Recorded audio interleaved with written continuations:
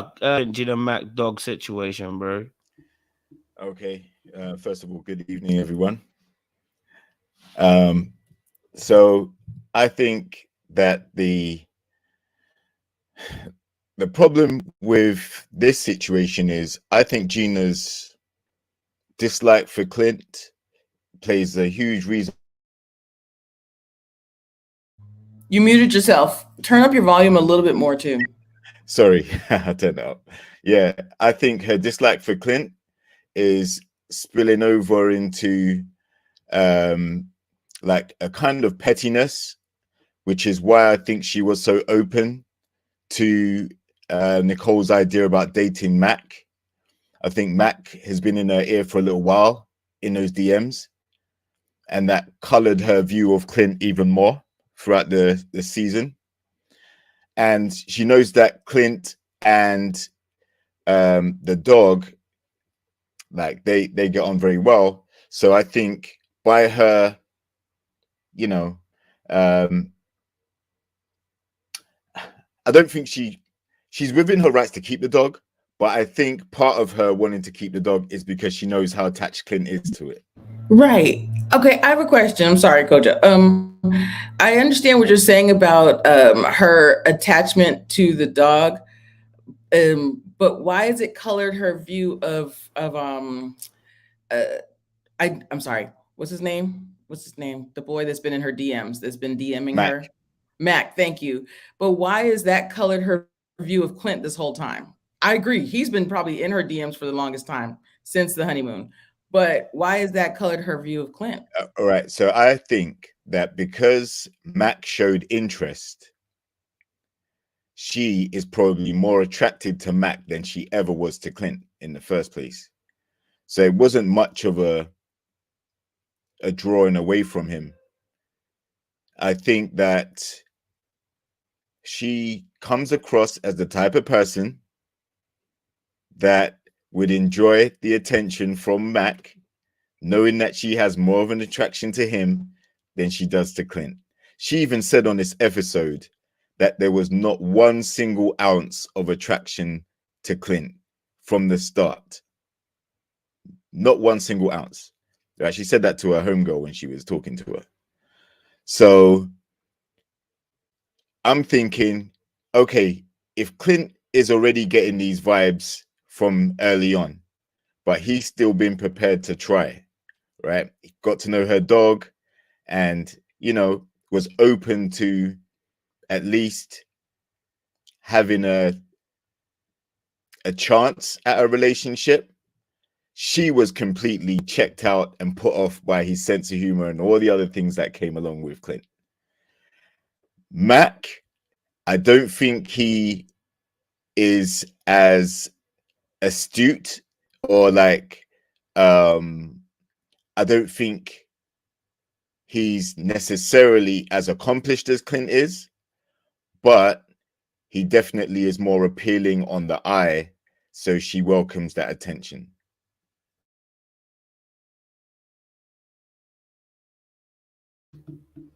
I hear that. Trey, jump in for me. Good to see you, bro. Got a cut from the heavens, bro. You telling me? Hey, it's what I do. It's what I Shit. do. It's what I do. Shit. It turned out all right. It turned out You all look right. good, man. Hey, look, bro, look fire, cuz. Praise God for these jeans. Is all I can say. Thank you, Mama. Daddy threw his tidbit in. Appreciate it, pops. Uh, I guess we're talking about Gina and Clint Uh-huh. and the dirty Mac of Mac himself.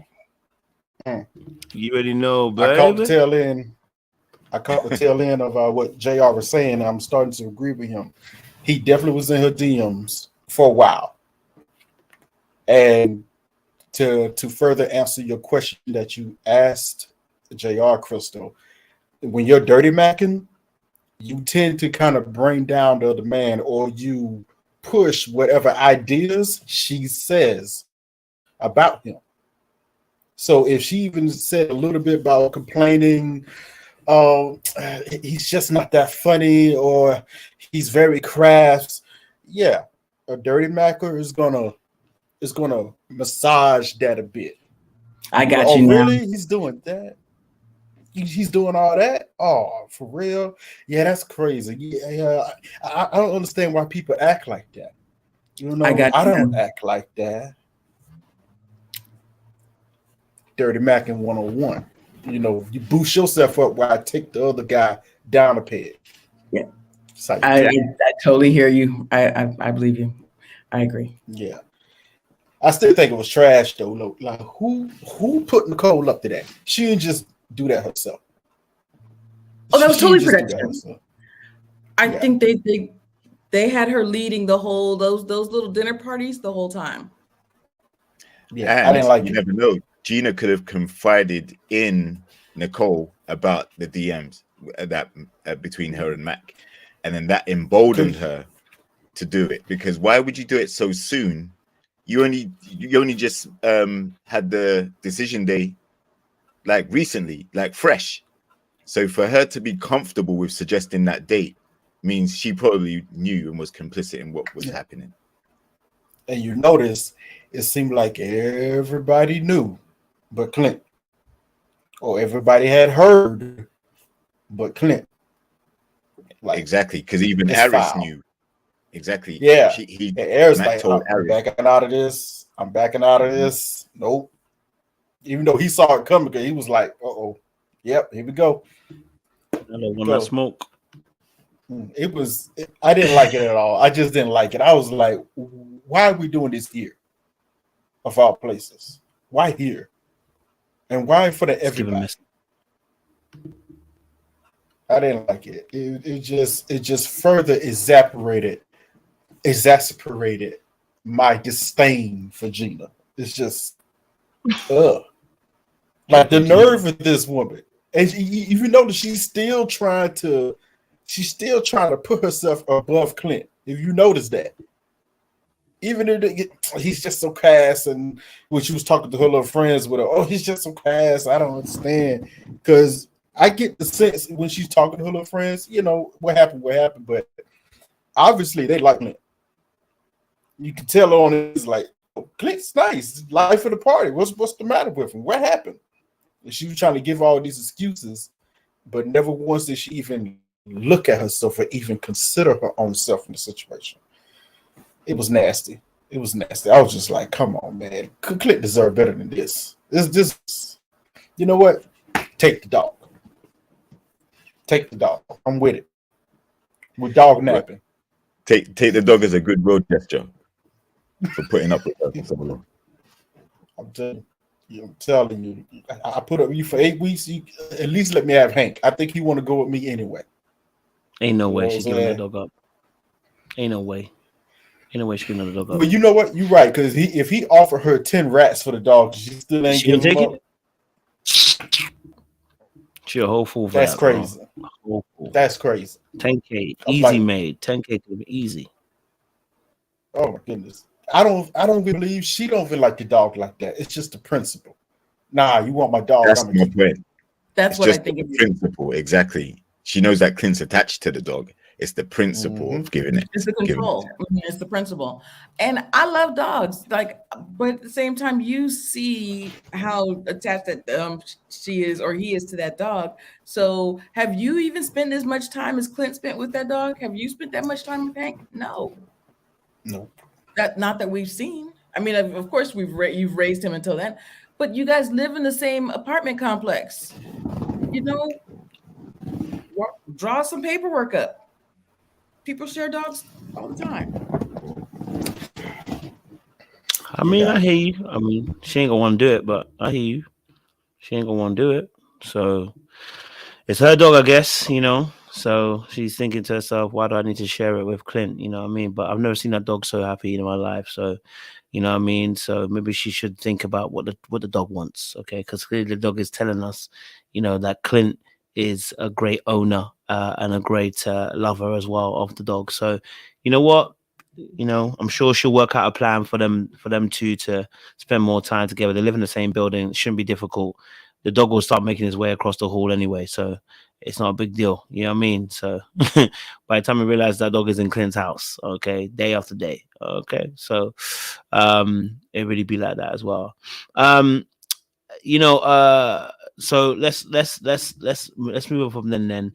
Obviously, you know, Chris and Nicole situation, they finally moved into the house. Also as well, you know, she took his last name, you know, because she felt like there was no pressure, so she took his last name on as well. You know, they're moving in with a lease as well. You know, so it looks like things on the up and up for Chris and Nicole.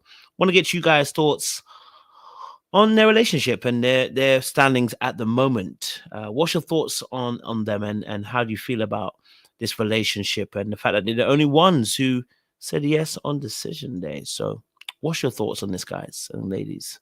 Hmm? Who let's go for tackle this hard issue? Okay. So I still say this from the first day I saw them. They have the potential to make.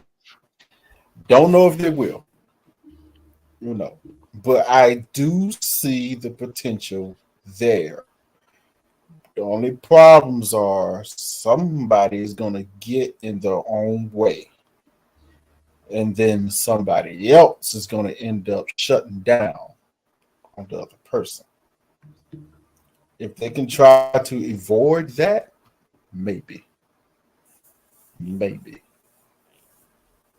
I do like the fact that you know they went on ahead and moved in together. I don't know why that was. Well, I remember that was an option. I guess they had to.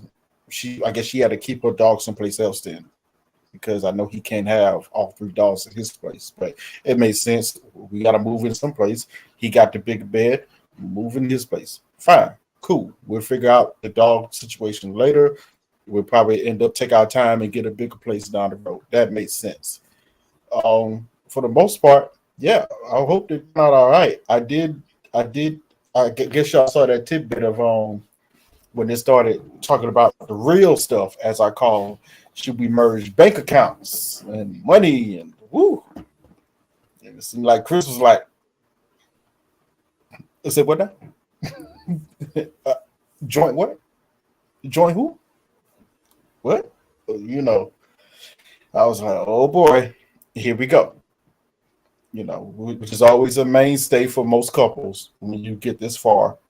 And I could tell it's probably a conversation they maybe had a surface talk about, but never really went to depth of how it would actually work, what they would actually do, or even come to an agreement of it, which you should and you must when it comes to that subject. How are we going to handle our finances?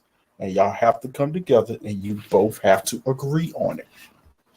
You know, now that's what I say to Chris, like, bro, you're going to have to come to some type of consensus and agree on something. You just can't say, no, I don't want to have joint accounts and just leave it at that. You better have some good reasoning for your, you know, for not wanting that. And there's plenty of reasons out there, but you need to come up with something. You know. I hear you. I don't know. Crystal had a call. JR, what's your thoughts?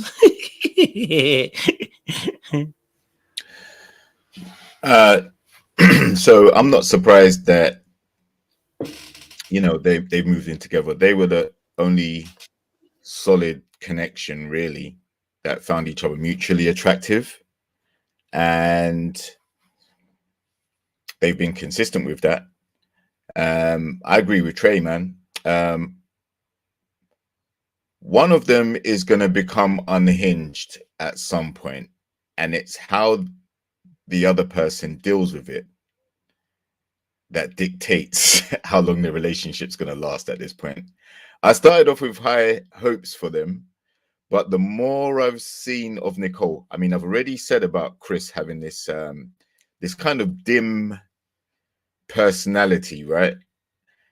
But I think in a way he's kind of grown as he's gotten to know her and he's become more comfortable around her, he's not as dim as he was before, right?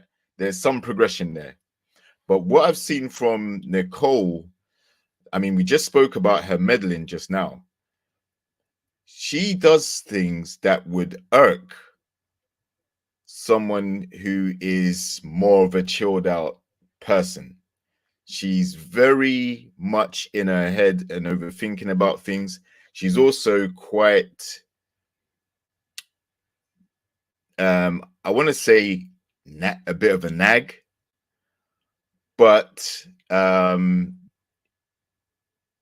not sure how long it's going to last. I think, you know, it's good times now.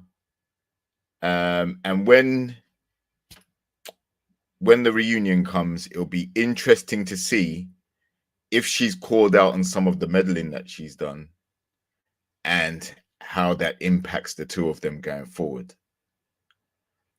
Because she hasn't really been held to account for the incident we just spoke about.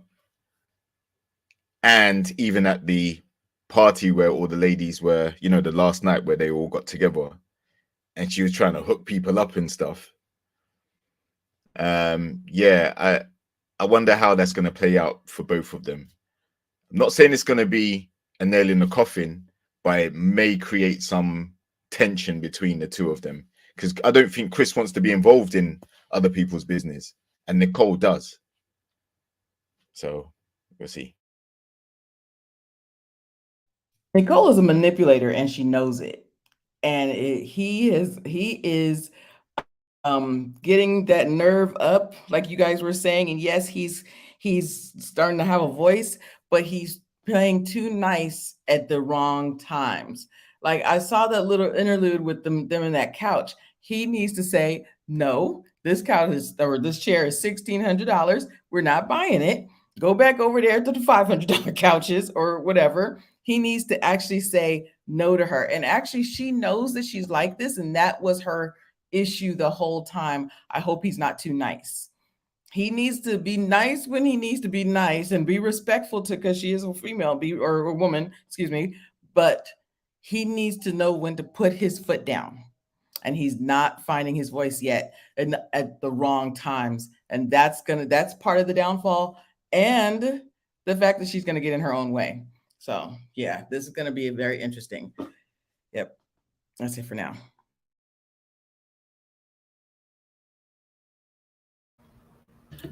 Can I add something? Just for a little bit clarification for, I guess, people in the chat and everyone listening. It's just a piece of advice. I'm not saying this is the right way to go, but when it comes to accounts and marriages or long-standing relationships, what I've been taught and what I have lived through and seen, just a piece of advice. At minimum, there should be 4 accounts at minimum. 1 joint, 1 savings.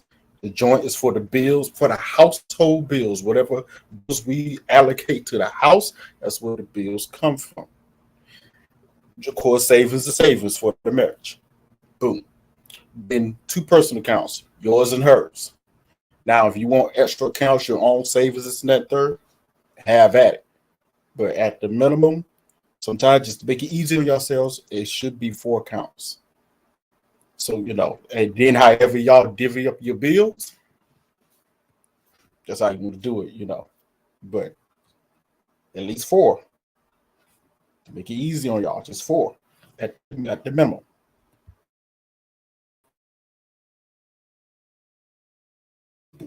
So, what do you guys think about the fact that, because it's very interesting, right? I think there would have been a visceral reaction from the Black Quartet had Chris been black. Chris said basically, Venmo my money, beat. Don't play with me. You know what I'm saying? I'm paid all, but you going 50-50. Because that's what he was basically saying. You going to pay your end of the bills, so make sure you send me your money. I didn't hear not one uproar. I don't see no tweets about Chris. I don't see no banging on Chris about how he asking for his money. He said ODB. You better have my money. You better have my money. No, nobody said nothing, right? Nobody said anything, right? They haven't even talked about it. Nothing has been said. I went onto Twitter. I went through Twitter earlier on to try and see the tweets about Chris's behavior. Not one person said anything about Chris. There is a hyper focus when Negroes decide to say, I should go 50-50 with my woman, right? You broke these, you dusties. This is why black men don't do anything. Rare. Come and see your white man and white king is out here too, asking for the Venmo app. Give me my money. This is what he said. Okay, not one person has come out and said it. Okay, not one person. They're now suddenly saying Chris ain't dusty. Yeah. Okay, cool. Okay.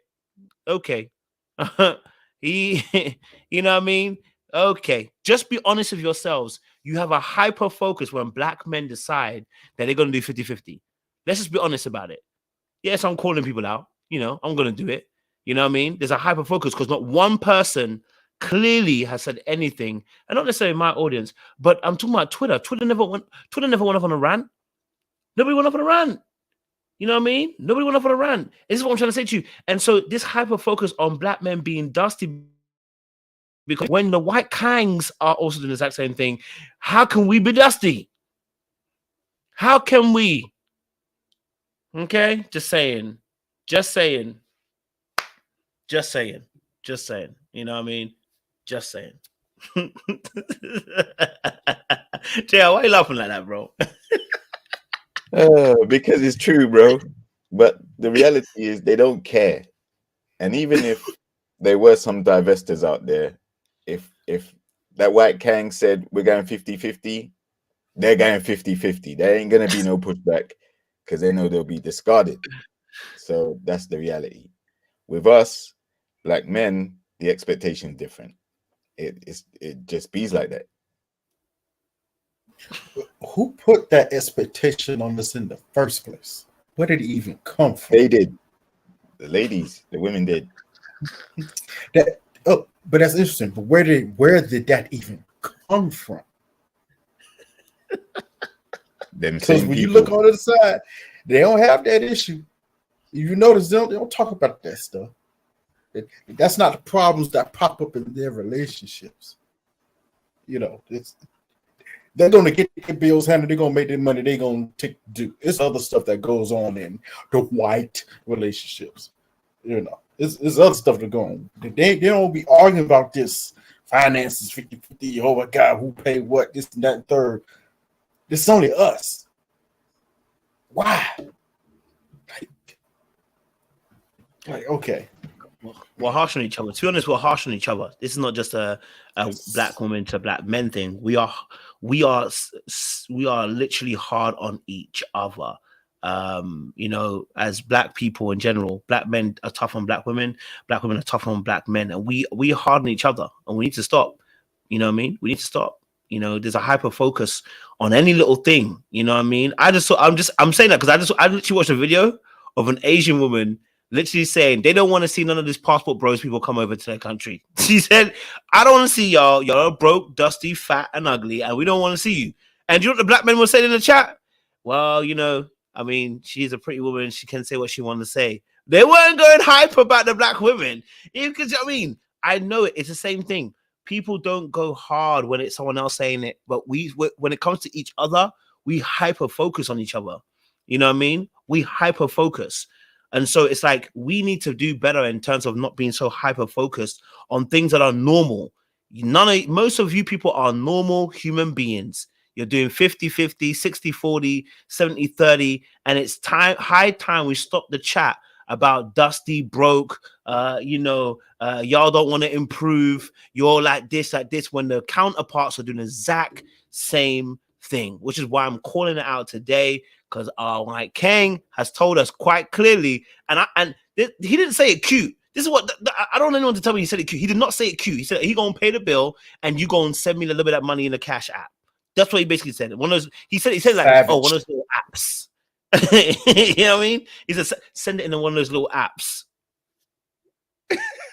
That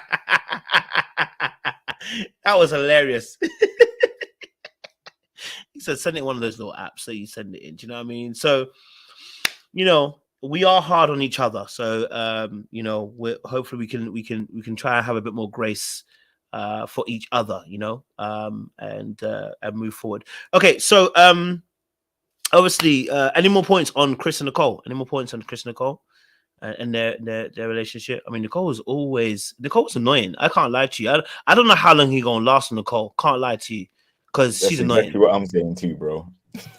And that's what I mean. Unless he starts to speak up and say, I don't like this, he's just so even tempered.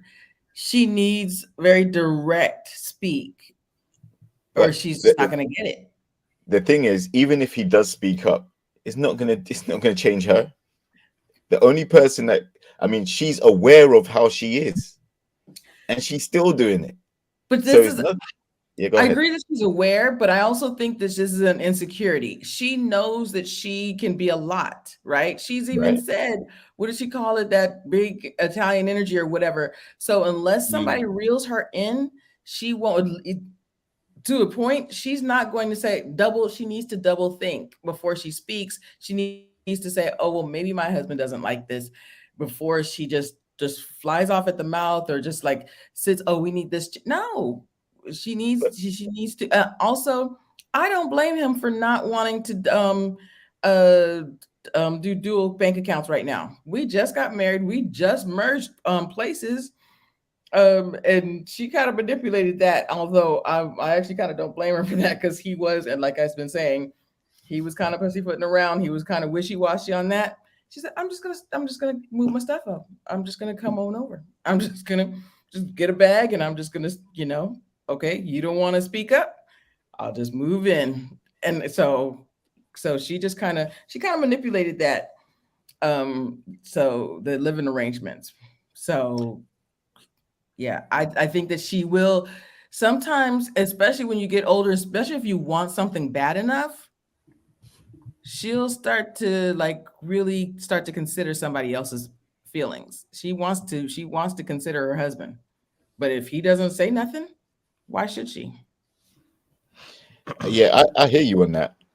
But my point is she knows that she's a lot. She knows she can be a handful, right? She knows this. She said it in her confessionals. She said it when she's been asked by Pastor Cow and Dr. Pepper, right? She knows. Now, 2 months in, she knows how Chris is as well as a person. She's not even able to temper, or at least, modify how she expresses some of these things when they arise.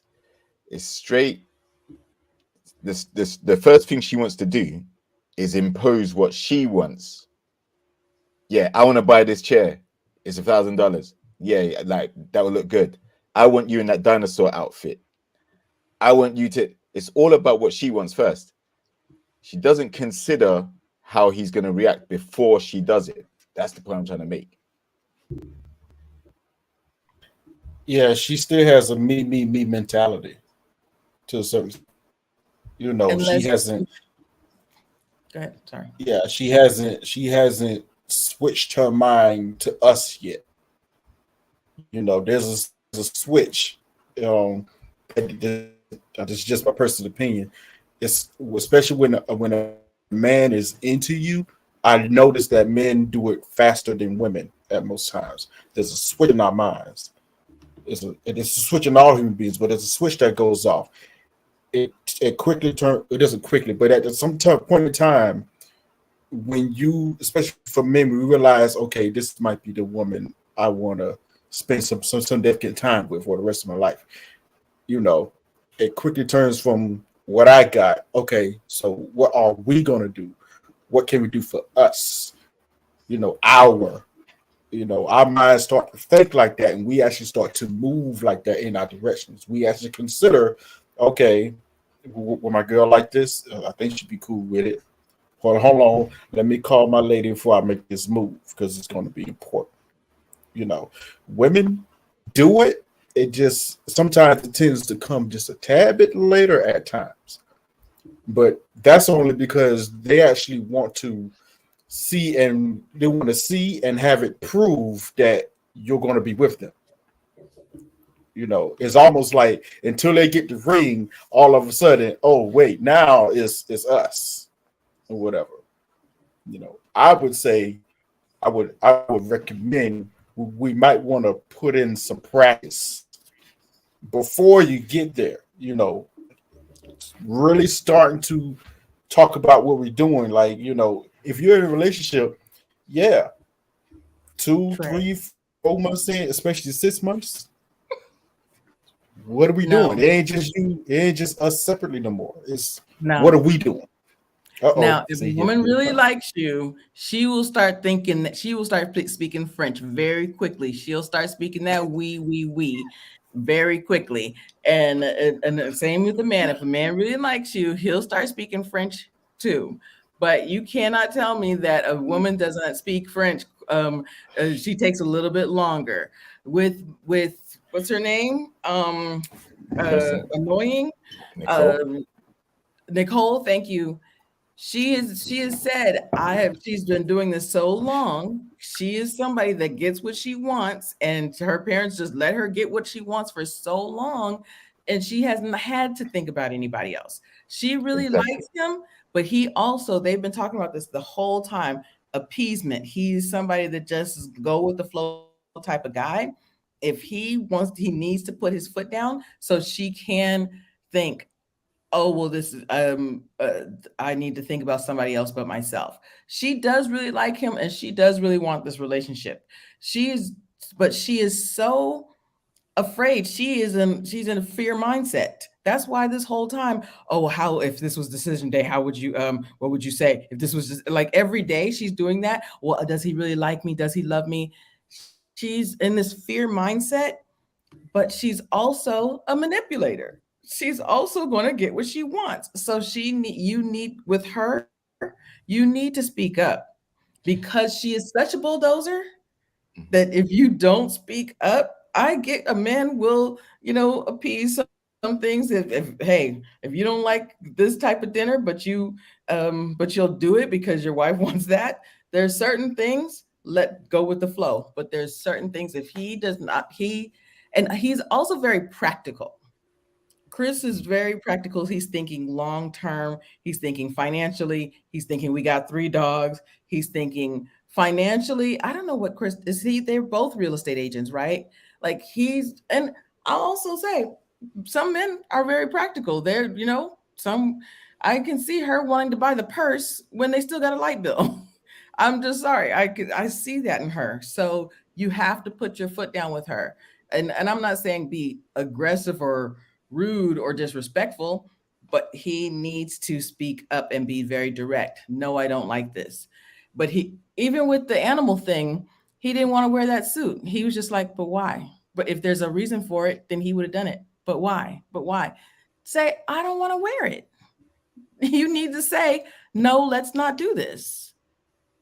Like what was the first thing was the 2 shirts for the housewarming. He kind of saw a reason. It's our housewarming. I might appease her this one time. It was our first day. We're having people over. It's the housewarming. They're seeing us as a couple. He kind of understood. He's like, if you want me to, I will. But by the time they got to those animal suits, don't say why. Say, I don't want to do it. He needs to be very direct with her. There are some women that you need to be direct with, and he knows that. And she has told him, don't let me manipulate you.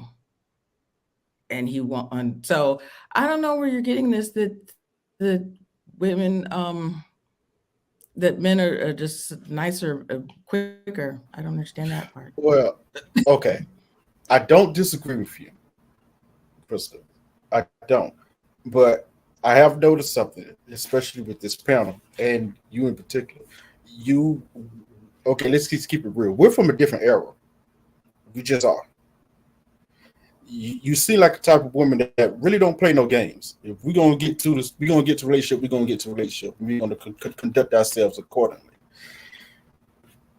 That's not the way things look out here nowadays, from what I'm seeing with the young crowd. That's kind of where I was coming from. That's what I've been noticing.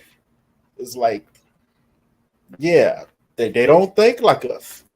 You know, I'm not used to I can play the games, but I don't want to play the games. I don't like playing the games. What we doing? That's going to be my first question real quick. What we doing? Because I don't like my time wasted. And I ain't trying to waste yours. So what we doing? You know, I can't say the same for these young cats, these young girls. It seems like they want and like to waste time. You know, and it's all me mentality. The only thing I was saying, at least with even with the younger boys, they childish. Yeah, it's ridiculous. But when they like a girl, they tend to change that mindset quicker than I'm noticing the younger girls. They're still on a me. Nah, I need you to do for me. I need all this. And the moment you ask them, well, okay, so what are you? His trigger word. So what are you bringing to the table? Huh? I don't need. I am the table. I am the table. I don't need to bring nothing. What? I'm sorry. It sounds like you are bringing nothing of value to this relationship or situation or whatever you got. There's no value there. This is all but talk. That's all. But I will agree with you on that this is different than I'll agree with you on that. Go ahead, Dre. I think Chris kind of operates in a fear mindset as well. I think he's afraid of confrontation with Nicole, to be honest, which is why he doesn't speak up as forcibly as you want him to, right? He does say no. He does say, I don't want to do it. But like you said, she is a bulldozer, a bit of a manipulator, and she will continue to just hound him whenever he says no, right? And that's also why I think he should be cautious about getting a joint account with her. Because as we've seen, what's she going to spend the money on? $1,000 couch or $1,500 couch? You know, she might just be on a whim and just want to buy a dinosaur suit for him or some other crazy costume. And he's like, bro, I didn't ask for this. Like, I don't even want to wear it. I don't even want to do it. But she will be the type to insist on doing it. And that's why I'm quite wary quite aware that they could have arguments and it will be probably harder for him to manage because he seems so he doesn't seem as confrontational and ready to erupt. But for her, it will be sport. I think she's the type of person to instigate stuff just to test his feelings or just to test how strong he is. Always trying to test him. And I think that will backfire on her if she continues to have that mindset. I agree with you. I actually think that the couch, that lemon lime couch, was kind of a test. I said, is she messing with him? I kind of agree with you on that. But I also think it's not just with Nicole. You said something just now. You said that he's afraid of confrontation with Nicole. I think that's his therapy. He needs to. I think it's before Nicole. Like this has always been his issue with past relationships.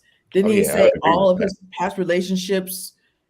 Was it was him, like the girl left him, there was all kinds of cheating on him. So I feel like this has been his Achilles heel this whole time. Yeah, exactly. So I agree. He hasn't just transformed into who he is on the TV show. He's been this way the whole time. And when he spoke about his relationship history prior to, in the very early stages of some of the guys, this is who he is. Right. But now that he's found someone, she's found him as well. Now keeping it together is going to be difficult because, they're opposite in a lot of their demeanor. And like I said, where she's more like the firecracker, the one that's going to always be popping off with different thoughts in her head. And what if I do this? And what if he does that? And I think we should do this. And what if she do that? Like, for someone like him, who's as laid back as he is, that may become draining. And he may want to stay out the house for longer. He may want to stay at work for longer. He may want to be conflict avoidant. He may even at times want to be conversation avoidant, you know? And she's not going to handle that rejection well, because she's going to see it as rejection when really he's avoiding confrontation, if that makes sense. That's a good point. I'm hearing you. I'm with you guys on that one. All right, let's shift it then. Good conversation on Chris and Nicole. Jasmine and Aris, their situation. Aris was asking where the hoes at. Sorry, he asked where your friends at? To Raven, and Jasmine was talking to her mum, and her mum was like, well, you got divorced quicker than I did, so looks like they're going back to their normal lives. What's your guys' thoughts about Aris and Jasmine? What's your thoughts, Asmin? You can't make that up. Yes, Crystal, go for it. Okay, and I can't even state it for this conversation, but was y'all kind of peeping the best friend was named Cheese and the like that dynamic between the best friend and the girlfriend? Like Aris, I feel like covets that relationship, and he's like looking at her. Okay, her body type maybe, and that's why Aris is like wants his wife to be that body type, or not just body type, look, the whole thing. Like I just got the impression this girl knew she was going to be on camera. There was that whole scenario made me say, go ahead, y'all. Talk amongst yourselves.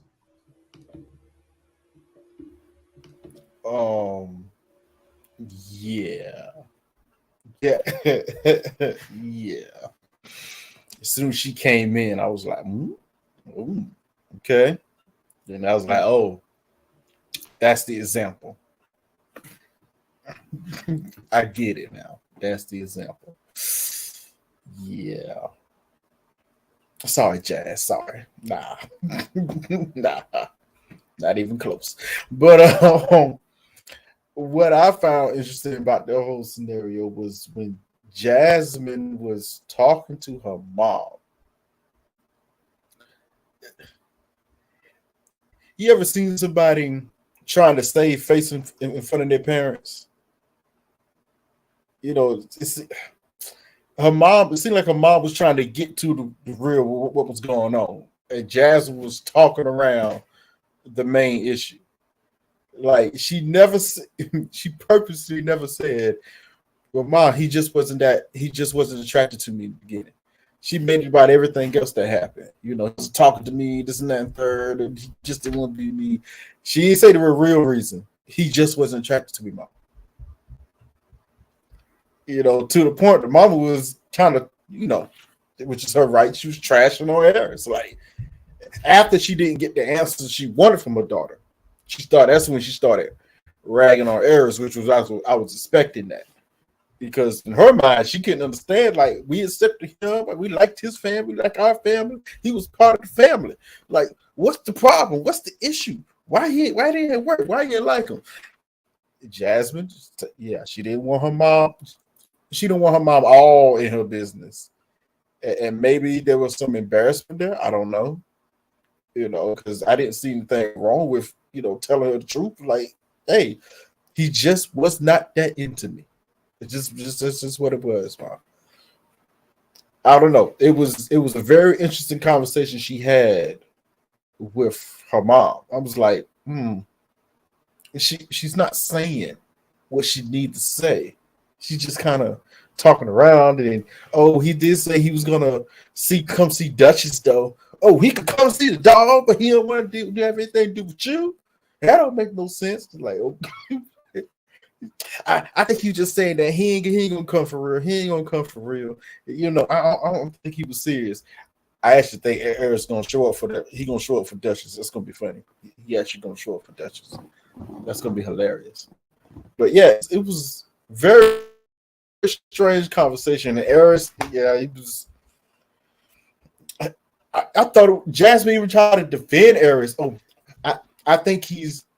What did she say? I think he's ready for marriage, but not right what now. was She said, I think he wants to be married, just not right now. But she could have said, I thought she was about to but say, not ready for it. Yeah, but he doesn't want to be married to me. I thought she was gonna just go ahead out and say it, but she didn't. He wants to be married, but just not right now, or something like that. That's what she said. He wants to be married, just not to you. He wants to be married, just not to you. You ain't it for him. It's okay. It's okay. It's okay. But I know we always knew when Eris first said that to her in the beginning, we always knew that was going to be a hard pill, especially for Jasmine to swallow, even as a woman. You know, just to what she even admitted there's a point in time she had some self-confidence problems, this and that and third. And now you come in a man, you like him, but he does not like you. You know, I can tell they never really dived into that, but I can tell that bothered her. That bothered her a little bit. Go ahead, Crystal. No, so that's exactly the point I was going to make. Jasmine had to deal with being rejected every single time she showed an interest in Eris. And that attraction that she has for him is, I won't say misguided, but you know, she definitely liked him much more than he liked her. And it's kind of similar to the Kirsten situation in a way. I don't think she's used to being rejected like that, right? Now, a lot of people have said, and I know we're going to touch on this when we do speak about Shaq and Kirsten, but they talk about the attraction thing potentially growing.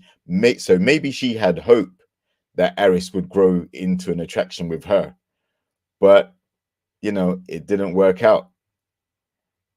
And she shouldn't feel disheartened at the fact that he wasn't attracted to her. You know, you're not going to be for everybody.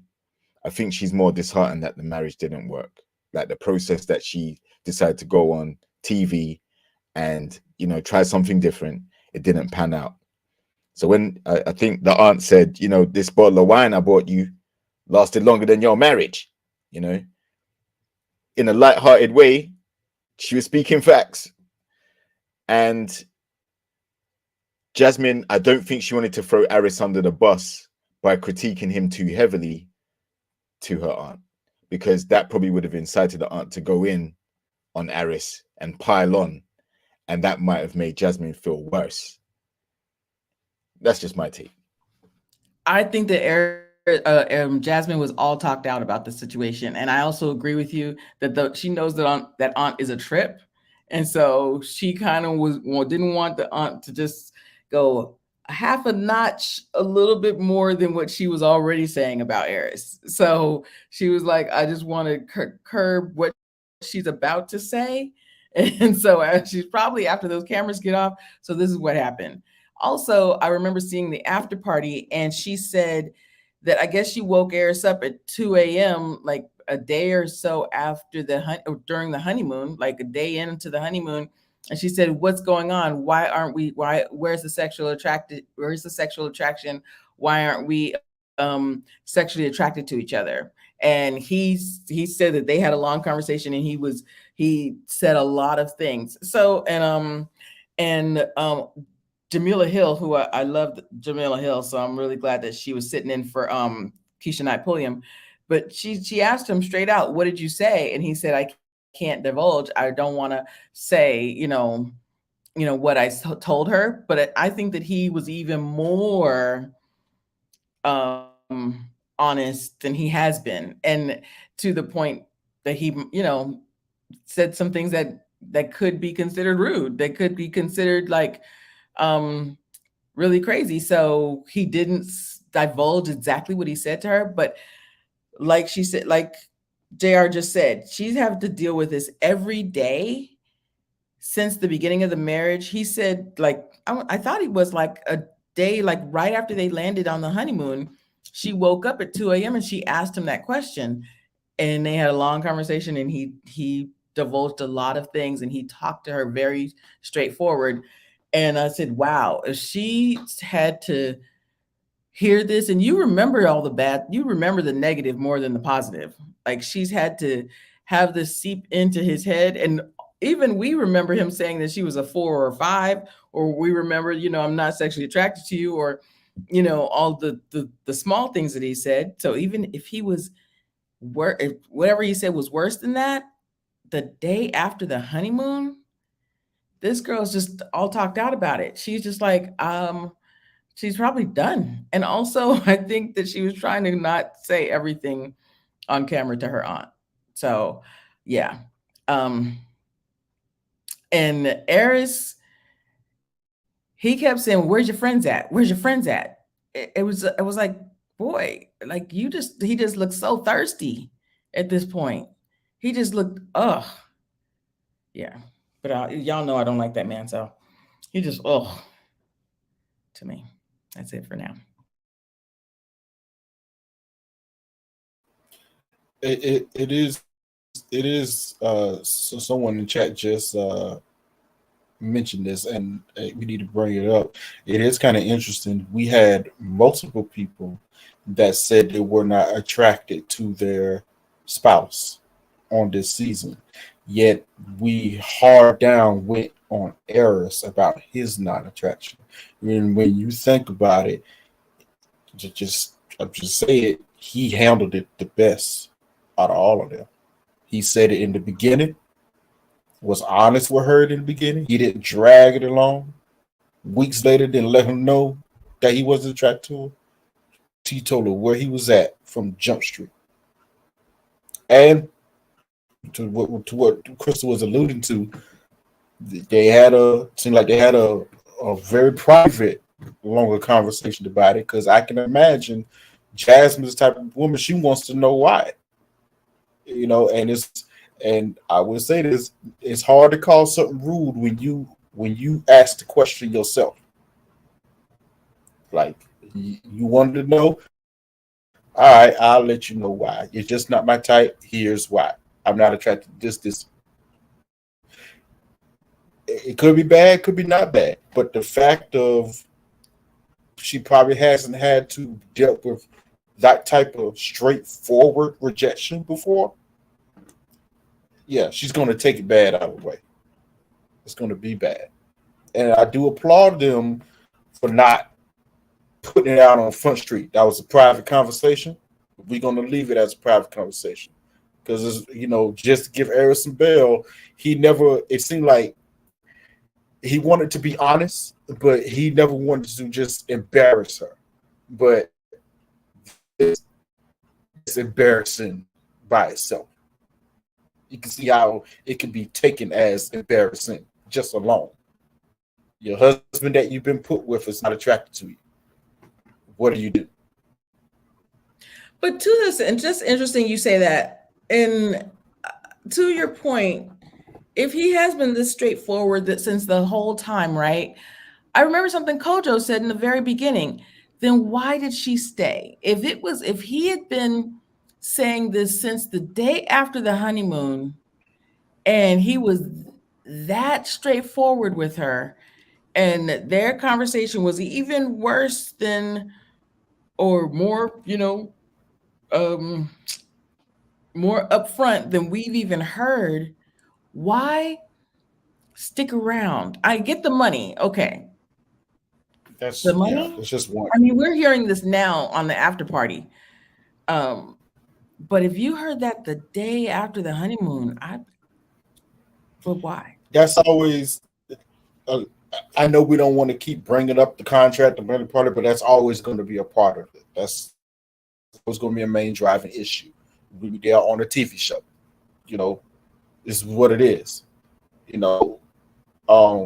But remember we had also said Jasmine also came off as a person who, to Era's point again, didn't really stood up for herself.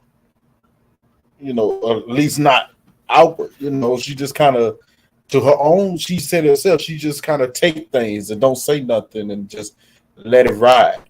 Through this process of Eris, and maybe it was on purpose or whatever, she's been standing up for herself a lot more. So that maybe there's something good that did come from being with Eris. He pushed her to a point where no, now you got to stand up and say something if you feel some type of way. Because he's definitely been asking you for that. Because there was some, he didn't want to say it, but there was some instances where Jasmine came off like a pushover. Just straight pushover. I can't say that by the end of this process. I can't say that. She has been a lot more vocal. She even said being with him has made her more vocal. So and I hope she continues that. Continue that man state, like don't be a pushover. So yeah, it's been an interesting phenomenon. To her credit, though, I will say she definitely did the right thing by not going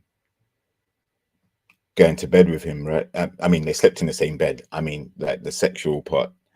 She didn't do that because I think she would have taken the rejection even worse when he said no on decision day, had she been emotionally invested, sexually invested. So to her credit, she held out. But let's be real, just like we talk about, people react. We don't know how people are going to react or take things when things happen. I think we can agree for the most part that if you're with someone that isn't attracted to you, it is very tough to deal with. There is no right way to handle it. Yeah. And so Aris, even though he may have been clear at the honeymoon about how he felt, he was sleeping in the same bed with her every night. They weren't doing separate rooms like Clint and Gina were. Right? For the most part, they had the opportunity, and he allowed that opportunity. He allowed her to have that hope by still continuing to stay with her in that as close as they were for that length of time. So Aris, on the one hand, yeah, he seems thirsty. Where your friends at? Man, I like this type of girl. What position you like? I like a girl to do X, Y, and Z. But he's not thirsting for her. Not one time. So, and even if he was halfway attracted to her, even a quarter of a way attracted to her, he would have acted on male instinct and tried to take it somewhere. Even if in his mind, it wasn't going to be a yes on decision day. If he was real dog, player, scumbag, he would have definitely taken advantage of her. So I don't think he's necessarily a bad guy, but I think when he did mention the self-love part, I think that's what he was referring to. I think the fact that he'd already made it clear that he wasn't attracted, but he wasn't doing it in a firm, blatant, cold, callous, look, I'm not feeling you. Can't you understand? Like, he didn't say none of that. So that, I think, by him being so calm about it and so real about it,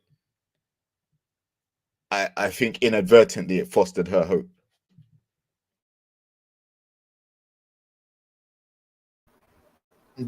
Did you notice when he was talking to his friend, that girl, he always kept eye contact with her while they were talking?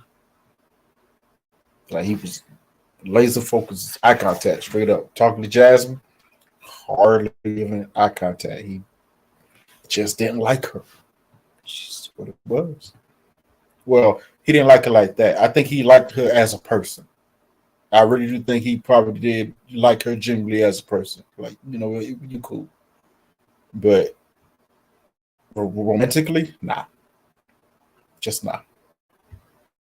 Exactly. And the other thing is, some people do, like, you know, they place people according to how they feel in their lives, right? For some people, they might say, you know what, I'm not attracted to that person.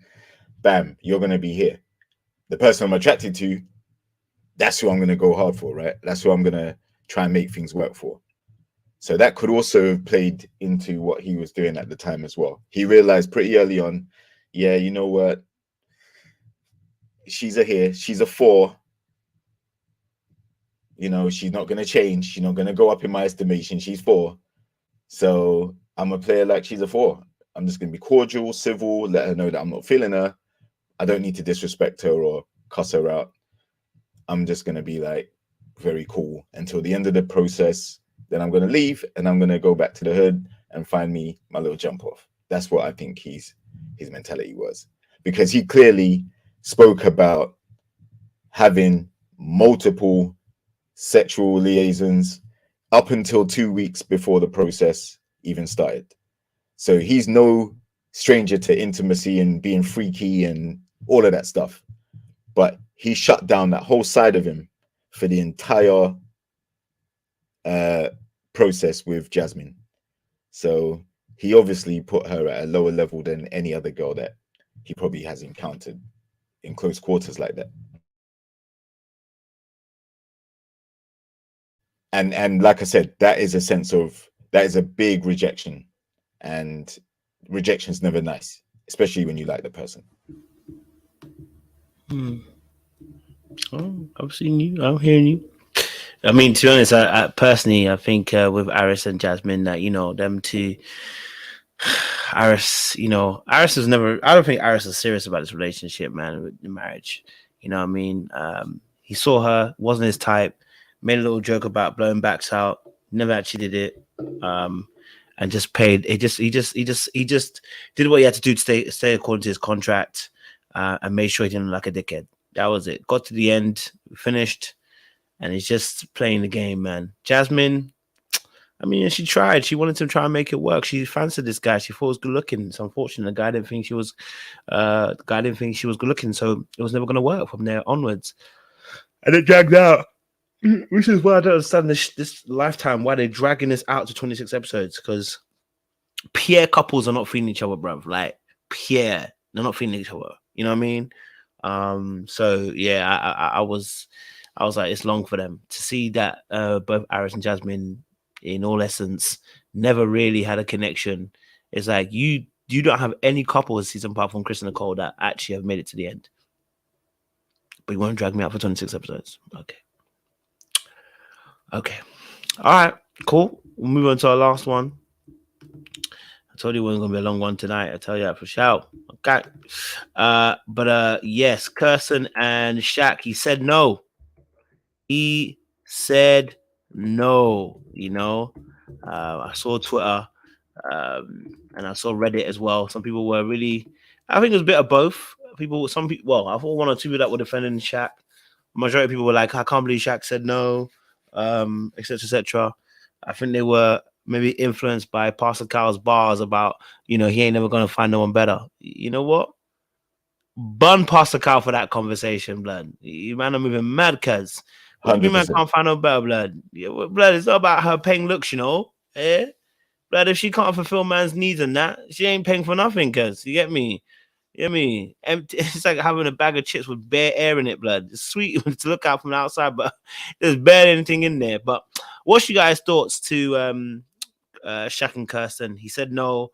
She obviously was annoyed about being rejected, you know, and then she said there's no way back for him, so he shouldn't think about it. Just like it was Guardians of the Galaxy 3.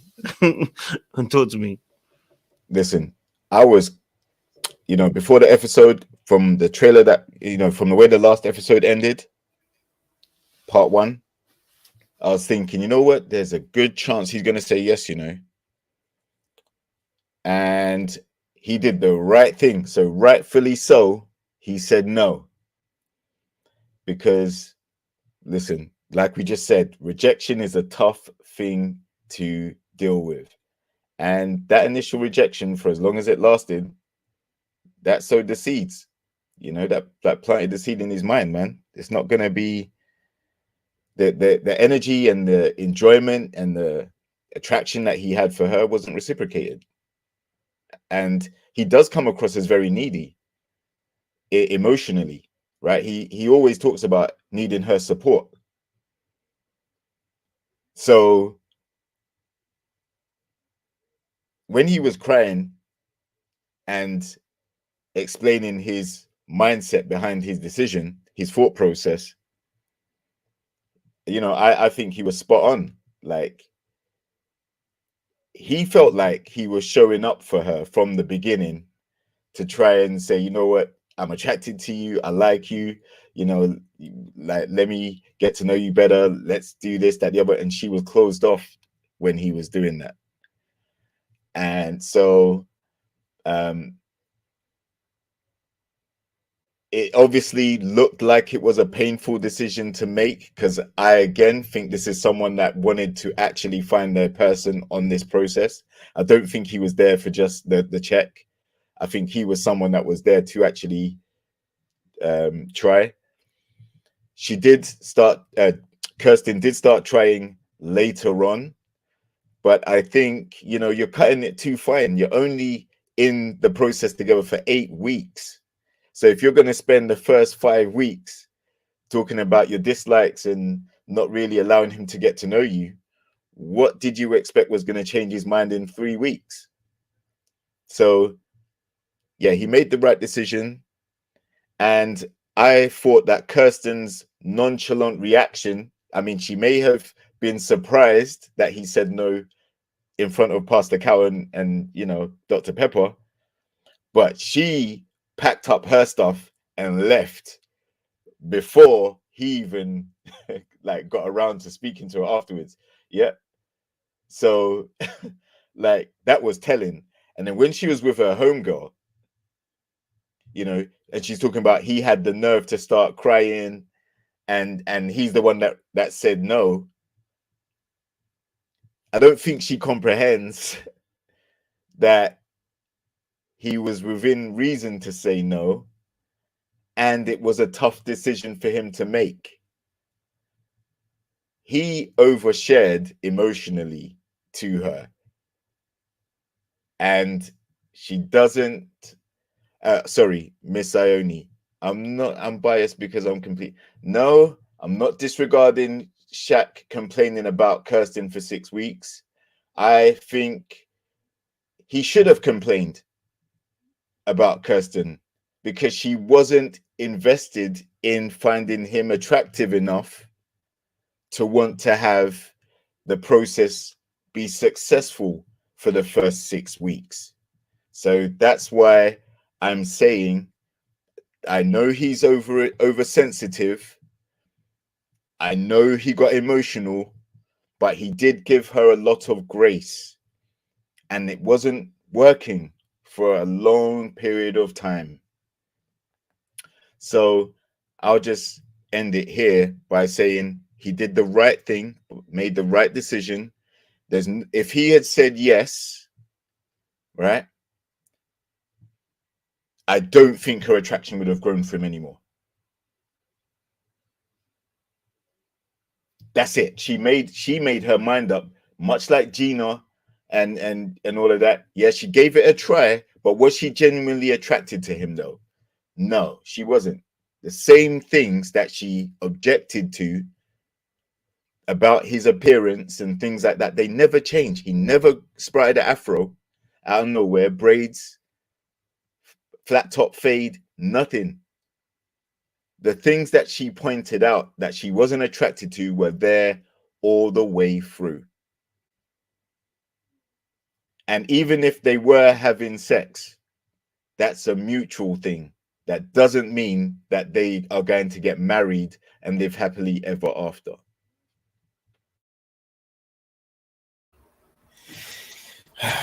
I told y'all this guy was gonna say no, and he should have. What I kept saying, I don't see no reason why any of them should have said yes. That's why I kept asking, somebody explain to me, why would Kirsten say yes? No one can give me an answer last week. Nobody. Not a good one at all. Because there wasn't one. That's how I knew Shaq was going to say no. It is bullcrap you talking. What? You don't even like me. Why are you saying yes? What? Get out of here. No. It was. That's exactly my point. I was like, yo. Now, the waterworks is killing me. I was like, bruh, why? I do understand what he was saying or what he was trying to say because he's getting emotional. He couldn't put his words together. It was mixing up. But I do understand because, to your point, JR, listen, everyone doesn't deal with rejection the same way. And let's keep it real. She rejected him hard. You know, a lot of people want to really look at how that happened. No, she rejected him hard and gave him nothing for weeks. The only time she decided to get off her butt and put in a tad bit of effort was when she had asked the question. So if we come to the 8 weeks, if we are where we still are, whatever you will say no. He's like, yeah, I'm saying no. We're still in the same place we are. No, I'm saying no. That's when she got her butt in gear. Because she didn't, just to keep it real, she doesn't want the embarrassment of a failed marriage on TV and whatnot it is. I mean, her whole reasoning for saying yes, and part of me understood it, but I didn't like it. For the simple fact, because we know we don't like him. But she said, well, 8 weeks is not enough time to really know if you want to stay in something or stay married to someone. So that's why I said yes. We could just, keep on through it. I was like, nah, that's safe and face. That tells me 2 weeks later, you're going to break it off when the cameras are not around. That's what that tells me. You just dragging this out so y'all could be like, oh, we made it and all this and third, and then shut it down a couple weeks later or sometime later because you knew that's going to happen. You knew it would have happened naturally because the moment she stopped trying, what would have happened? Broke up. It didn't work. And listen, when after Shaq got rejected that first week or whatnot, I can't even sit here and say that he was putting in 100%. He wasn't. You could tell he wasn't because he was finding every reason to be upset with her about, oh, I don't feel supported, which I think was true. Even though she didn't like it, I think it was true. He felt alone. It probably was true because that can happen in a relationship. You could be with somebody and just feel utterly alone, like you here by yourself. Like when you could look at on Shaq's face, he come home, he hardly wanted to talk to her. That she had to say something about it. He didn't want to be there. I mean, he said on the after show before, Kirsten on camera is a totally different Kirsten when the camera's off. She don't talk to me when the camera's off. The camera's on, she's talking to me. Who's going to deal with that for weeks? And you expect me to be all into you, not meet your family? It seems like you trying to keep me away from things that would forcibly bring us closer together. I'm like, nah. I'm sorry. You cannot still get past the. How you gonna tell Dr. Pierre you don't find this man masculine enough? Huh? What? And you say yes to me? Why? Why? You don't like me. Exactly. I'm not the man for you. And we know this. Exactly. Why? I don't understand. Now, what I didn't like this episode, I didn't like this idea, and I can tell it was from the producers probably. They kept trying, for some odd reason, they kept trying to throw in innuendos or like oh, you never know what the future might bring, or this may not be the end for us. I'm like, what? I was like, well, why are we doing this? Why? Why are we putting this in play? Lord have mercy. If we come up weeks later by reunion time, all of a sudden they back together, I might throw something. I just might throw something. Like, what? Why? Why? This makes no sense. Like, it was, and now I'm gonna say something. JR brought it up. When Kirsten was talking to a friend, first off, Kirsten was salty from the moment Shaq said no to her. And that's what she was really upset about. The fact that he said no to her. Not that the marriage is over. No. It was the fact that he said no to her in front of everybody. That's what's bothering her. That's what she was really upset about. He had the nerve to start crying. I should be the one crying. Yeah, you salty. But the friend said something that I found very interesting. When the friend asked her specifically, well, what did he say, but for his reasons of saying no? She started going to the reasons. Well, he tried to say I wasn't there for him. I wasn't emotionally there for him. I was emotionally unavailable, this, and that, third. And the friend said something. The friend was like, the friend interrupted because she was getting up on one. The friend interrupted her. Well, let me just say, the real Kirsten was coming out in that little tidbit. I was like, that's the real one right there. And the friend interrupted her. It was like, are you sure that's not something you should look at or think about? That could be a good point. Kirsten immediately calmed down and gave us the Kirsten that she's been giving us for weeks. I mean, okay, yeah, that is a good thing. Maybe I can, take that to the next relationship. I don't want to make someone feel that I'm not there for them, that I'm emotionally unavailable. You know what I saw when she said that? I went, The friend just slightly and quietly checked her, was like, homegirl, home slice, Kirsten, that's not the first time that someone may have said this to you. This is probably not the first time that she has been emotionally unavailable in relationships. And the friend knows that. And that's what it was giving me. I was like, Because the friend was looking like, this sounds familiar. This sounds familiar. Because the moment she checked her, she calmed down. She immediately calmed down. The energy dropped to zero, to non-plastic Kirsten. Monotone Kirsten. She went back to monotone Kirsten immediately. I went, that's interesting. Why? Because she was getting up on one. She was like, oh no, he didn't. But I was like, okay, now this is the woman that I thought we was going to get. So from the beginning, she seems like a normal person. You can work some things out with her. We gotta see how off kilter she might be. But nah, she gave us monotone Kirsten this whole season. But as soon as her friend checks her, they just never should have been matched. Shaq is just too.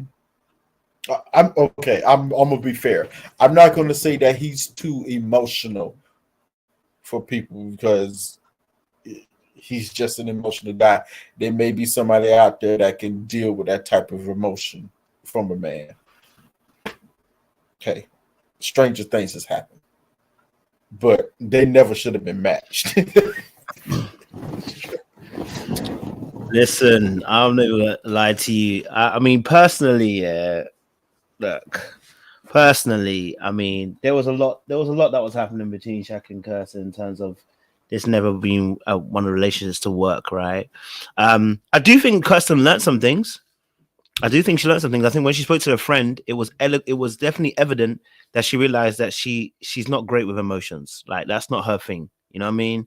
Like I think she realized that she can grow in the aspect. And I think her wording was become more aware basically of people's emotions and how they feel. Do you know what I mean?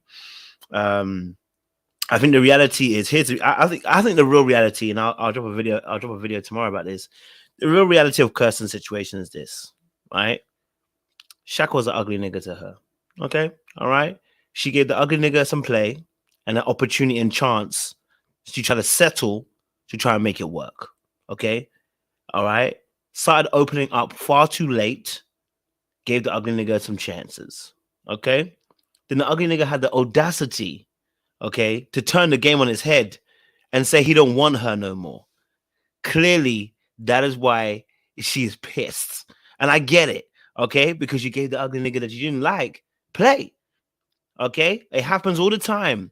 All right? It happens all the time. And this is one of those classic ones happening right here. I'm not, look, and do you know how I know that? Because the way she exited that room, okay? The way she exited that room told me, yeah, when you swearing like that, that tells me you gave the ugly nigga a chance. That is, she literally, those swearing things encapsulate what women say when it's like, I can't even give that ugly guy a chance. I can't believe I gave him a chance and he played me. You know what I mean? The women will tell you the worst thing they hate the most is giving the ugly guy the chance and him playing her. Like the audacity. You know what I mean?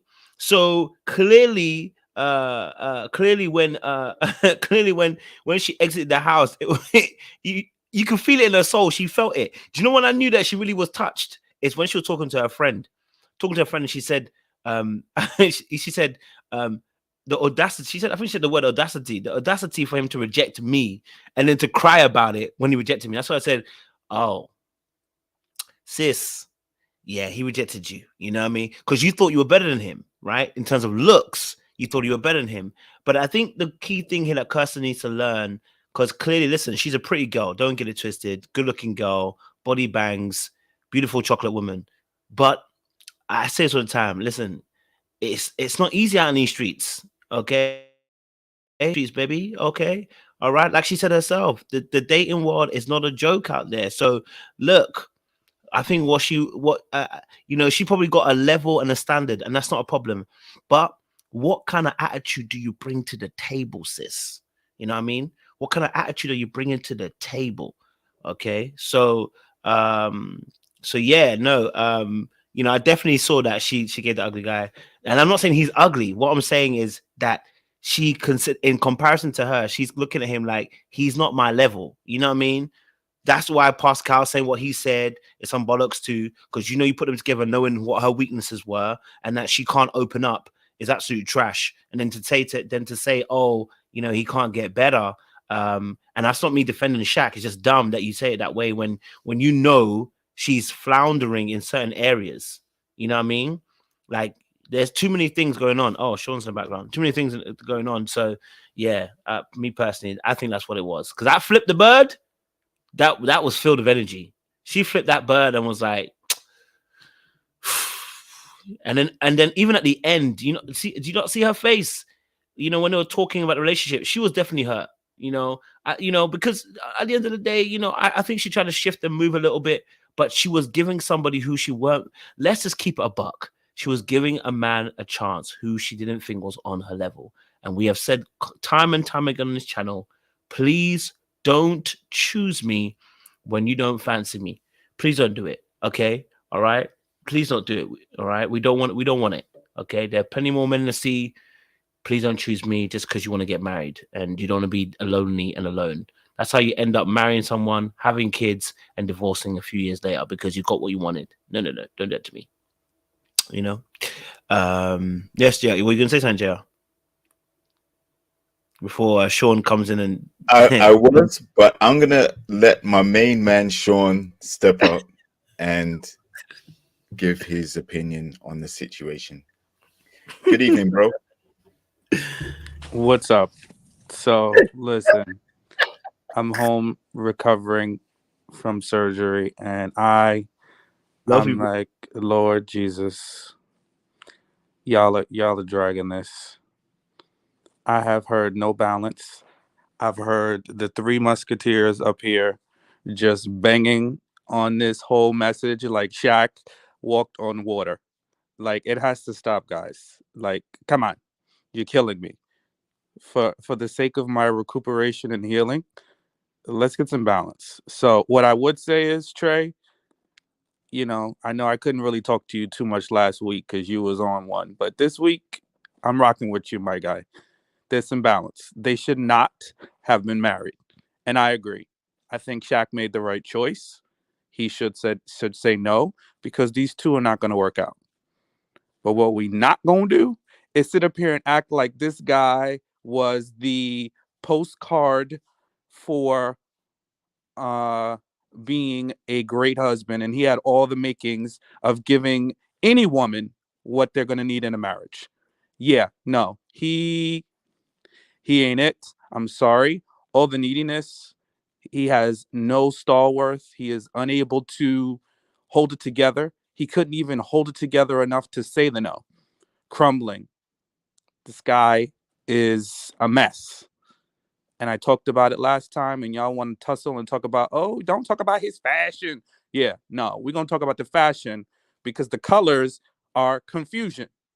The man is confused. He going to say no, then he going to cry.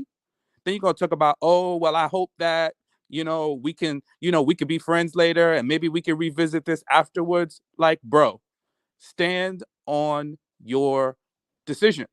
If it's a no, say it. Like, I didn't feel like we're going to make it. And that's that on that.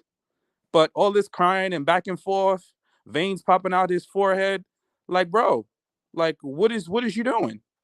And ultimately, all he did was whine, moan, and groan the whole goddamn 6 weeks. Talk about he was in this doing what? What did he do? This nigga ain't do nothing. And he ain't do, like, again, Trey, I'm with you. I'm not saying she moved a mountain. I'm not saying we should put a plaque up for her to be the best wives in maths history. No, I'm not saying that. But let's not make him the hero either, because he ain't do much of nothing but complain, be rude, and he still slept with her. You know what I'm saying? So don't act like she wasn't trying to some extent. You know what I'm saying? So I just want us to keep it a buck. That's all. I don't want to do too much tussling. I don't got the good energy, but I want us to just please, let's just get a little towards the middle, and let's give Shaq a little bit of accountability on the way he carried himself throughout this process. Yo, Sean, I wish you rest and healing, my brother. Same First here. off, you know what I'm saying, rest and healing. But I got confused for a second. Who made Shaq our hero? That's not my king. Did you make? Is he your king? I never say he was my king. He ain't my king either, man. Who said that? I never said he was my king. I said he was too daggone emotional. Somebody might like it and work with it, but hero Shaq? No, nah.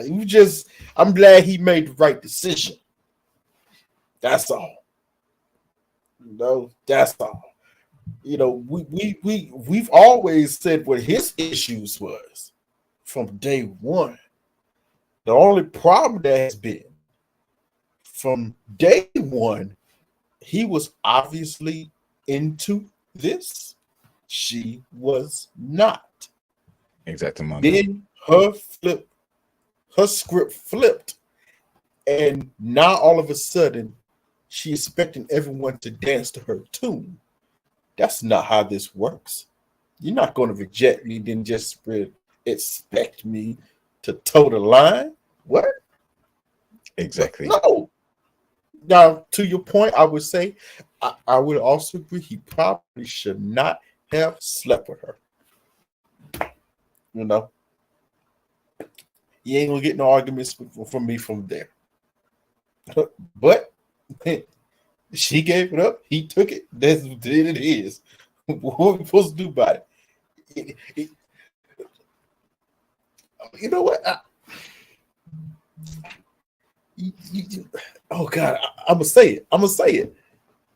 You gave it up to a dude who you didn't find masculine. Could that happen before? Wait a minute. I'm gonna let it go. Say word, son. Say it again, Trey. You weren't feeling the guy, but you still gave it up. You still gave it up to a guy you know you don't like, but you don't find masculine. Listen, I'm sorry. I'm sorry, you fine, you pretty. Yes, ooh. If I meet her on the streets before I watch this, if I had met her on the streets, hey, how you doing?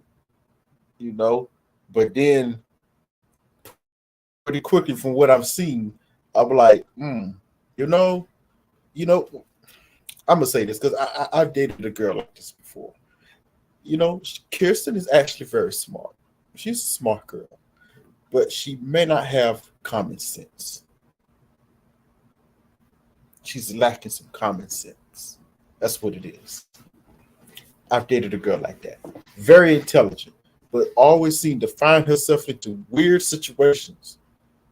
And I'm like, how? And then I quickly realized her common sense is just not up to par. And it's a thing. But hero? Nah. I don't. He ain't my Now, king. Trey. Now, Trey. You know, I was with you, bro. But you doing a little tap dancing with me now. You know, I don't want to do the tango with you, but y'all ain't have nothing to say about this Negro. Y'all ain't say not one thing about him. Now, I mean, I might be on some painkillers, and I'll be honest, but I didn't hear nary one of y'all say anything that this guy contributed to the downfall of their marriage and some of the issues that he presented. So, no, y'all were putting caps on, and you pretty much single handedly said that he was justified for everything that he did. And because for the whole 6 weeks that she wasn't giving him energy, and she just decided at the last second to give him some energy, and it was too little too late. But I think y'all are stretching this. And please, for the love of God, please. Dr. Pia asked her a question. She answered the question. She did not willingly volunteer to just say, oh, he's not masculine. She was asked a question and she answered. And guess what? We all see the same daggone thing that she sees. So what are we up here acting like this dude comes off like he's freaking, LeBron James? He does not. He does not present that way. And I'm not saying he has to. I'm just saying that he is not the most masculine of men. So I don't understand why we keep dragging it home that she said it. It's freaking true. He's not masculine. And on top of that, he's completely needy, and he is not self-aware. And that for me is the thing that I think we need to bring up, right? I will definitely concede that Kirsten wants the marriage on the surface. She wants the things to be able to talk about her friends with. She is not really ready to get deep into what it takes to be married, right? But Shaq isn't either, because he thinks that a wife is somebody that is supposed to follow him around and make him feel good about himself. It's supposed to prop him up. It's supposed to make him feel masculine. No, you're supposed to be those things already. And when you present to your wife, then your wife is an addition. So he's not coming to this marriage as a whole person ready to be a husband either, because he's sitting up here on this show talking about I gave it my all. Just being attracted to a woman that's pretty is not doing anything. If she's attractive, and all of us men can look at her and see that she's attractive. So for us to acknowledge that she's attractive and be attracted to her is not it's not an ad. It's not doing anything, because she's pretty much universally an attractive girl. Now, some people might say she's not a 10, some people might say she's a 7, but at the end of the day, most people will look at her and say this is an attractive woman, right? So him being attracted to her because she's pretty ain't doing nothing. So I'm not giving him any leeway for saying that. I want to see what did he do to give her the things that she needed, right? Because we can definitely see a lack where Kirsten wasn't giving Shaq the things that he needed, right? And we can't tell him what he should or shouldn't need, right? I can have a problem with it because I can disagree. I think it's overly too much, but he was not giving her the things that she needed either. So, yeah, he's still got a lot of work to do. and I'm gonna land my plane. He looked more excited doing them MMA exercises and more enthused having that time in that ring than he did his entire marriage.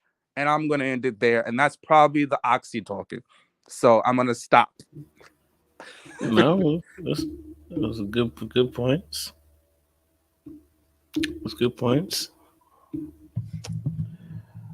Okay, brother Sean. Listen, man. We have commented about Shaq being over emotional. For me, I even said last week, he seems to have a father wound, as in he didn't have his father around. So that probably explains why he so much wanted to meet Kirsten's dad, to build some type of rapport with him, like a father figure type relationship. Said he's over emotional. I definitely don't think, and I agree with you here, that Shaq brings what Kirsten is looking for from a husband. And the way we know this is because the things she asks for specifically, which was more time and grace, right? Those two things he gave her. She wasn't feeling him at that time. He didn't have to do that.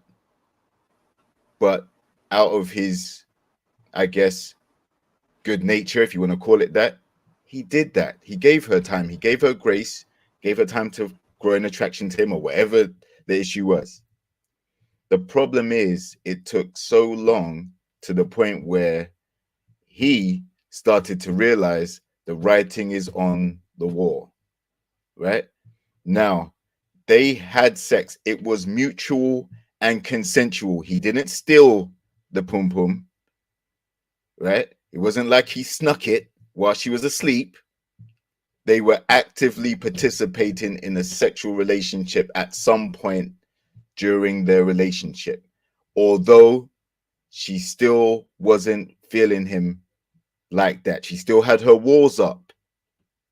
She didn't like his sense of humor. She commented about his appearance.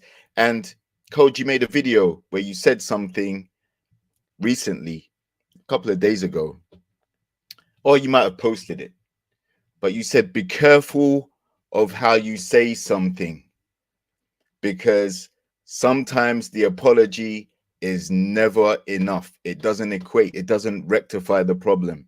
I'm not saying that Kirsten apologized or even needed to, but she made her preferences quite clear.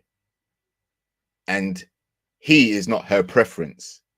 So I'm saying, Sean, I know you like Kirsten. I know she has many people that see her and, you know, kind of see through her lens a lot. But let's be real. If you're talking about balance, you have to understand that you also have to talk about Kirsten in the situation. Shaq, yes, as we've said, he does have some hang-ups, some issues. But instead of piling on, talking about how you don't like his appearance and his sense of humor and all these other things, just deep that for a minute. He has to be laid up with her, going along through the process with her. They're having sex. He liked her more than she liked him. That's evident. At no point in time did we see Kirsten even come close to saying fully that she liked him. It was when she was asked about certain things, qualities that she liked, she gave some really bogus, flimsy stuff, right? The fact is, if your girl tells you that you're not masculine, it's emasculation. If she even has that opinion of you, it's going to seep through some of her actions and behaviors towards you when you spend your time together. Yes, he turned up in a clown suit. I get that. The guy does have things wrong with him. Everybody has something wrong with them. We're not saying he's perfect or the knight in shining armor. But what we're saying is there is a reason why he is going to feel rejected by her, much in the same way we discussed with Jasmine and Eris, right? And with Clint and Gina to an extent. Attraction hits hard for some people more than it does for others.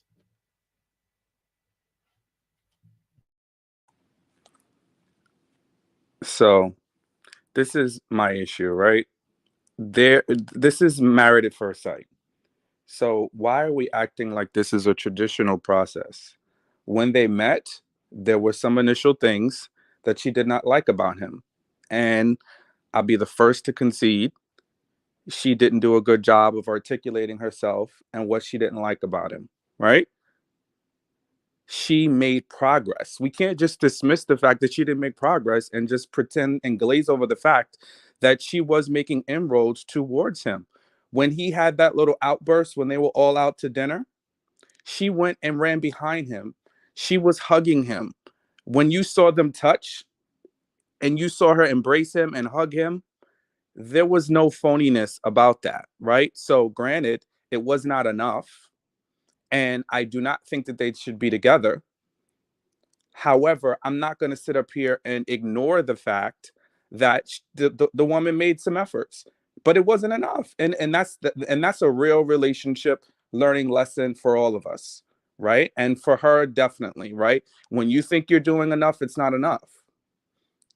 And you have to do what is required for the person that you want to be with.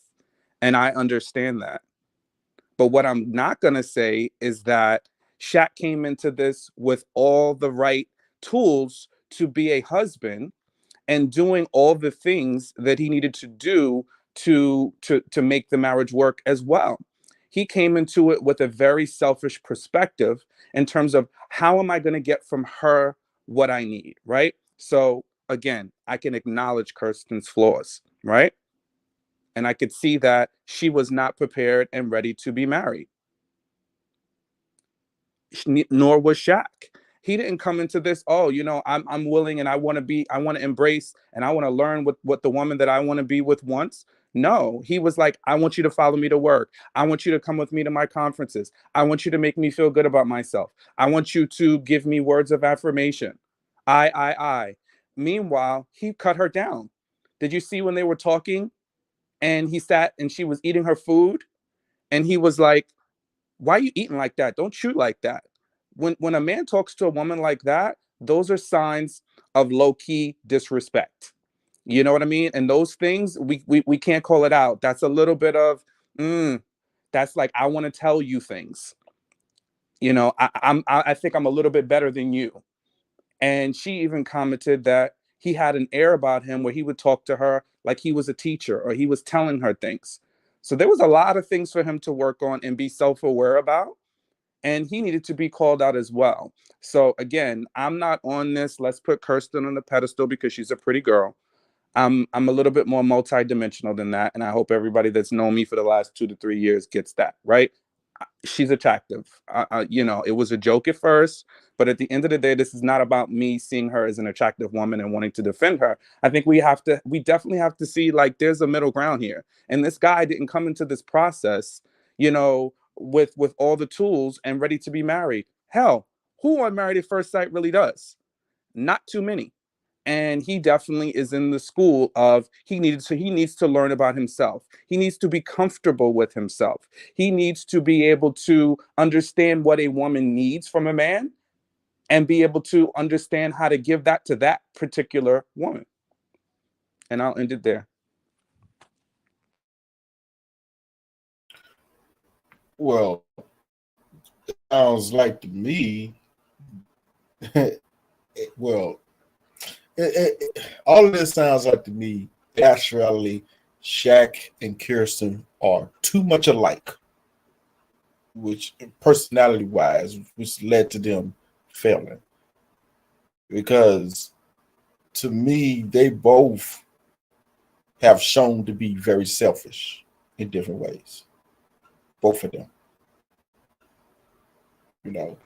Shaq, we've said from the get-go, extremely over emotional. This is something that Kojo has been preaching on his channel for years. For males, he has no emotion regulation.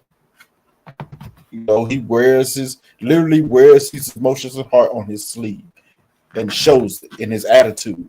He can be very condescending. We pointed this out before, like that he ain't perfect, she ain't either. Kirsten, I saw this from day one. Performative. Just performative.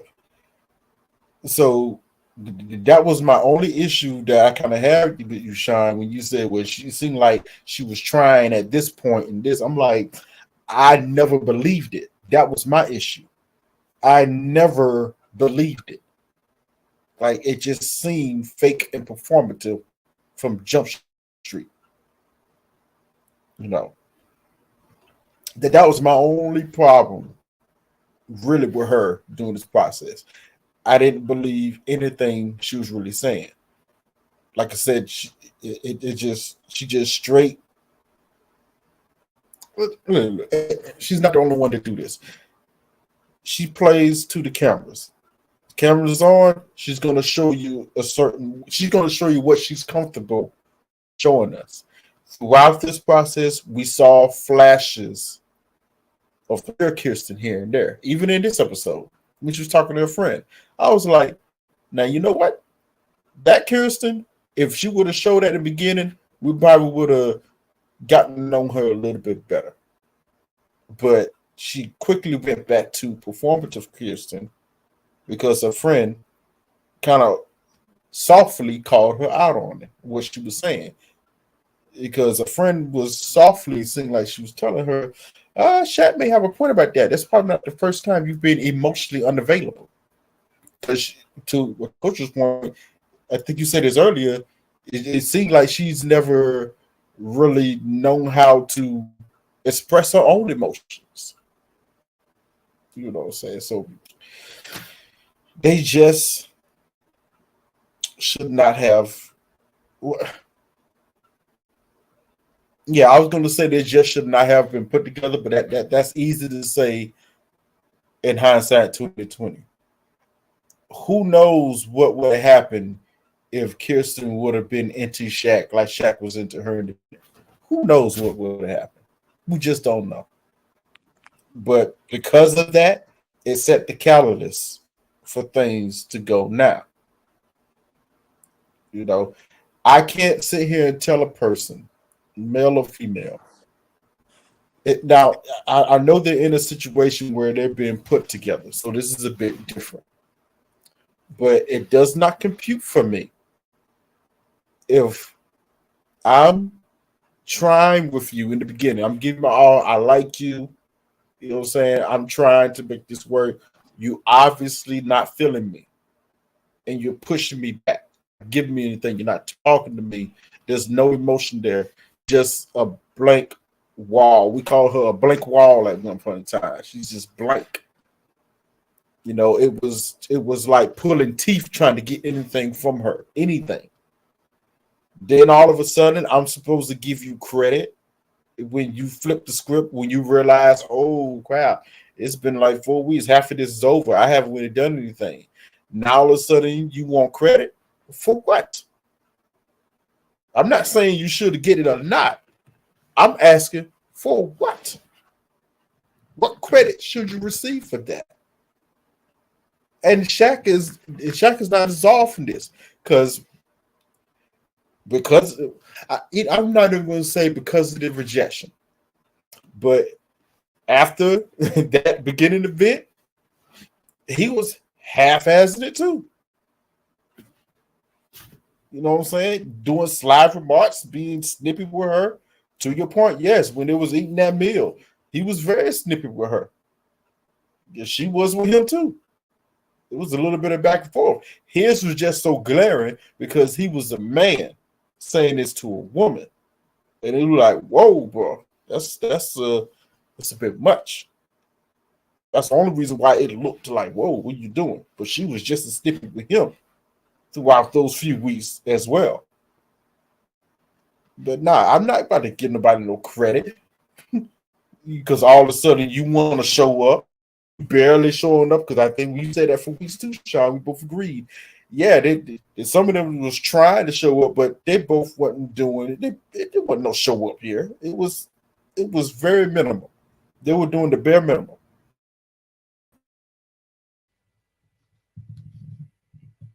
I agree. Very, very mid from both sides, right? But the thing is, it could have gone a different way, and we don't know how it would have gone because, unfortunately, we have one person who had their walls up high, and we had the other person who has, they're overflowing with emotion when they start to express too much about how they feel, evidently, right? So it's not a match. Opposites don't always attract.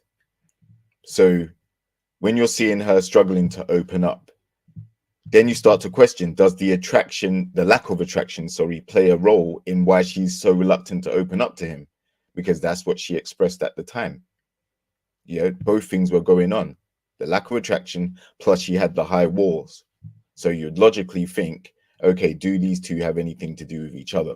Because they're both her perspective, right? Now, I agree.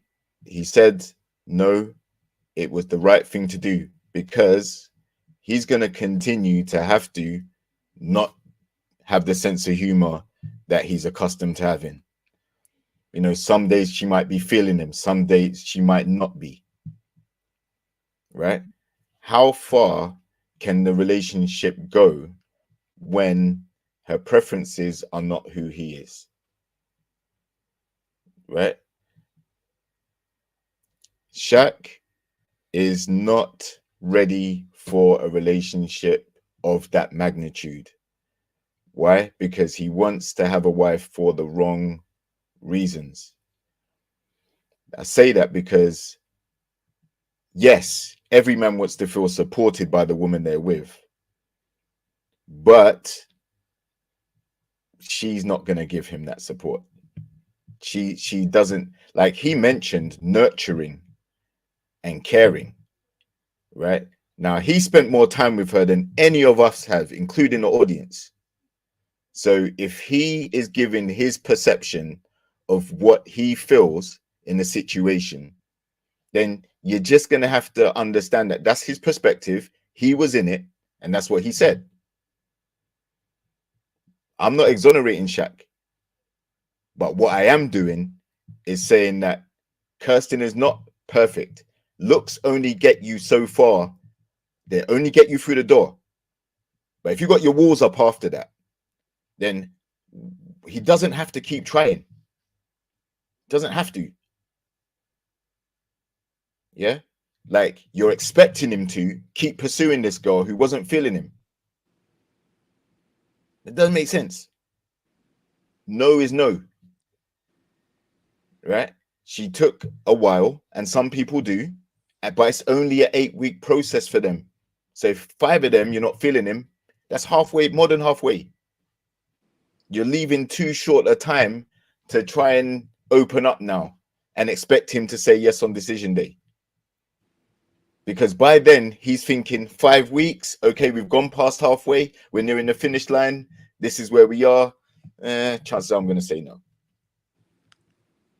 So I think, like I said, it was the right decision. And yeah, like I'll hold Shaq's feet to the fire for what I think about him, but I'm also going to do the same with Kirsten.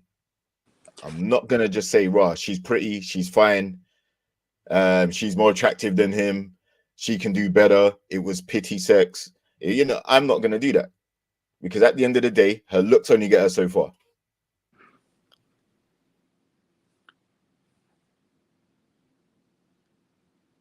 I think you went on mute, JR. Yeah, because I'm done. So I'll say this. I just think that the conversation has become disproportional because each time you mention Shaq, you circle back to Kirsten and why the things that he did were her fault. Well, if maybe she did X, then he would react like this. And that is the exact opposite of what anyone should do, let alone a man in a relationship. If I am who I am, then I should be that way regardless. You know what I'm saying? And I'm not saying he should be all in love with her and give his heart and soul to her if she is not reciprocating that energy or she is not worthy of that. But my point is, if he was calm, if he was looking and willing to give her things, then he should be showing her that. And we did not show her that.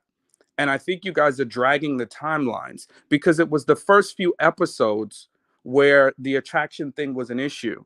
She began to move and make strides and move towards it throughout the season. But you guys have continued to talk about it, but you're just erasing the fact that for the bulk of the season, they have been working with each other.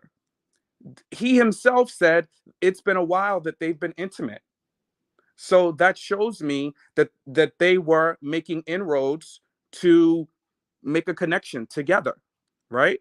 And I think we have to independently talk about, which I still have yet to hear one of you guys say, forget about Kirsten, right? Because we've talked to her. We've talked about her. We understand the issues. We get it. I'm clear on it. And I've yet to talk about, oh, I think she's so beautiful and he should be lucky to be with her. That's a moot point. What did Shaq do that was something that Kirsten wanted? Nothing. And this grace, this imaginary grace, that never happened because he was not nice to her. So grace was not given because there were several times where he was mean and rude and dismissive to her. So there was no grace in any of that. So we could just throw that right out the window. So at the end of the day, I think we need to kind of have some balance. I'm not saying it's all Kirsten's, it's all Kirsten's fault, it's all Shaq's fault, but we do need to really dive in and talk about and have a substantive conversation about what did he really do as a husband, absent of Kirsten. What did he do to show that he was invested in this marriage and want to have her as a wife, right? What were those things? I didn't see them. Exactly. He did nothing. So and that's my point. So at the end of the day, it's a zero-sum game because she didn't do a whole heck of a lot other than make some moves to try to acquiesce to him a little bit. She had sex with him, trying to see where that might lead, and didn't really lead anywhere. Obviously, we see that because he still said no. So they really both, it's a zero-sum game. So I'm not going to walk away saying like, oh, he was wronged in all of this. No, he was not. He went into a process and he walked out of the process, and the same for her.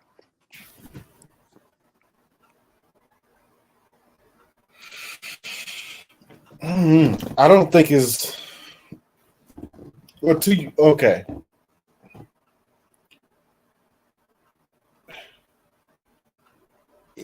I was gonna say I don't think it's as. What did Kirsten want? That's a question you need to ask. What did Kirsten want? What did Kirsten want? Let's ask that question. What did Kirsten want? Don't know. No. No. Because you still haven't answered the question. I'm going to answer the question. What did Kirsten want? But this is just what we said, right? All roads lead back to Kirsten. And this is why the conversation goes off the rails, is because it always leads back to Kirsten. But what have we seen Shaq done? No, the question is, what does she want? You're asking us to produce a piece of evidence as to what he did, but what did she want? Because if you're telling me to produce a piece of evidence on the base of what did he do for her, I'm saying to you, but what does she want? So that we can have a conversation about then whether he missed the mark or not. Because we didn't get to hit. We don't know. Right? The one thing that we heard her speak about was this logo situation. He did that part, right? I'm not even going to say that she didn't do anything for him. I'm not going to say that either. I don't think that's fair to say that she didn't do necessarily anything for him. I saw the way she handled the situation about the work thing. She quickly addressed it and said, "I'm going to change it next time. I'm going to come with you." So I'm not even mad at the fact that she didn't do anything. I don't think it's about them actually necessarily doing anything. Again, I've said the same thing about Shaq as well. I personally, I'm still not sure 100% of what he fully means when he says that she didn't support him. Because every time he talks about the support aspect, she already told us that, okay, I'm going to change it and now I'm going to come with you. So I don't know what the beef is around the support thing. So I don't get it. There was never any opportunity to see. That's what I'm trying to say. She keep her word. And to her, even though I don't agree with it, to her point, I think that's what she was trying to get at. 8 weeks is not enough time. You know, that's why she said yes, which still don't make no sense to me. But that's why she said yes. She wanted to give some time and maybe, and we'll see what happens. If she can't do it in 8 weeks, she can't do it. She can't do it 5 weeks after.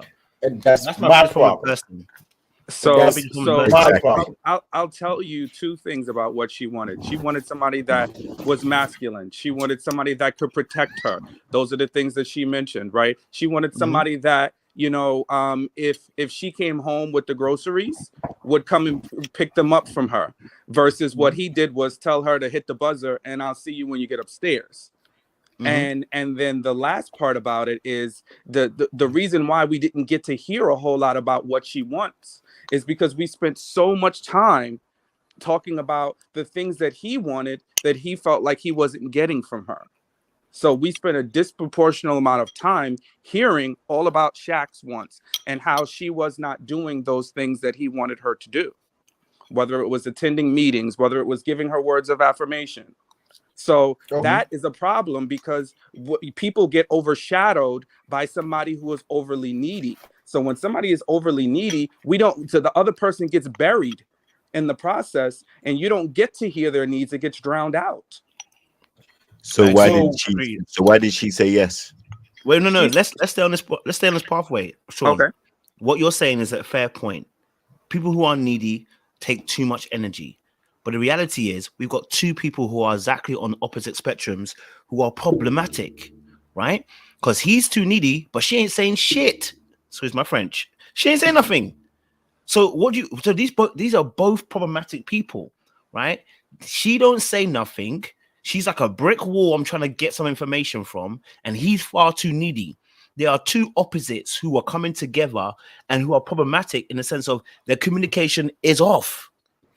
Right? What he wants from her, she ain't got.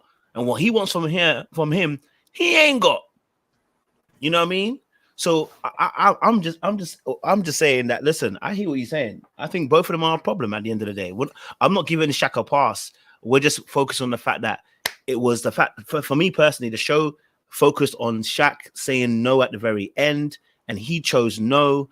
And then the focus of the conversation then became, because of the show, the way they put it across was that why was Kirsten annoyed? Kirsten was annoyed about him saying no, right? And then she said he had the audacity to say no, etc., etc.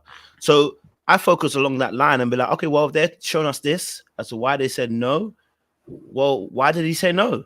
He said no because X, Y, Z was said, right? And X, Y, Z was for him wasn't working. Now, the reason why we bring in the attraction thing is, and I'll say it again, and I think, Sean, you're being a little bit disingenuous. Not one time has she said after, again, can I remember her retracting her statement and be like, well, actually, I'm starting to feel like he's attractive now. I ain't never heard her say those lines. She called him handsome. She called him handsome, Kojo, and then you tried to dismiss that. I did dismiss it. I did. But she said bag of bullshit. So don't say she didn't. It's a bag of bullshit. That's your opinion, right? And you can opine in that way, but she did say it. So don't say like she didn't say it. When did she even say? She said it once. Disingenuous. I'm not being disingenuous.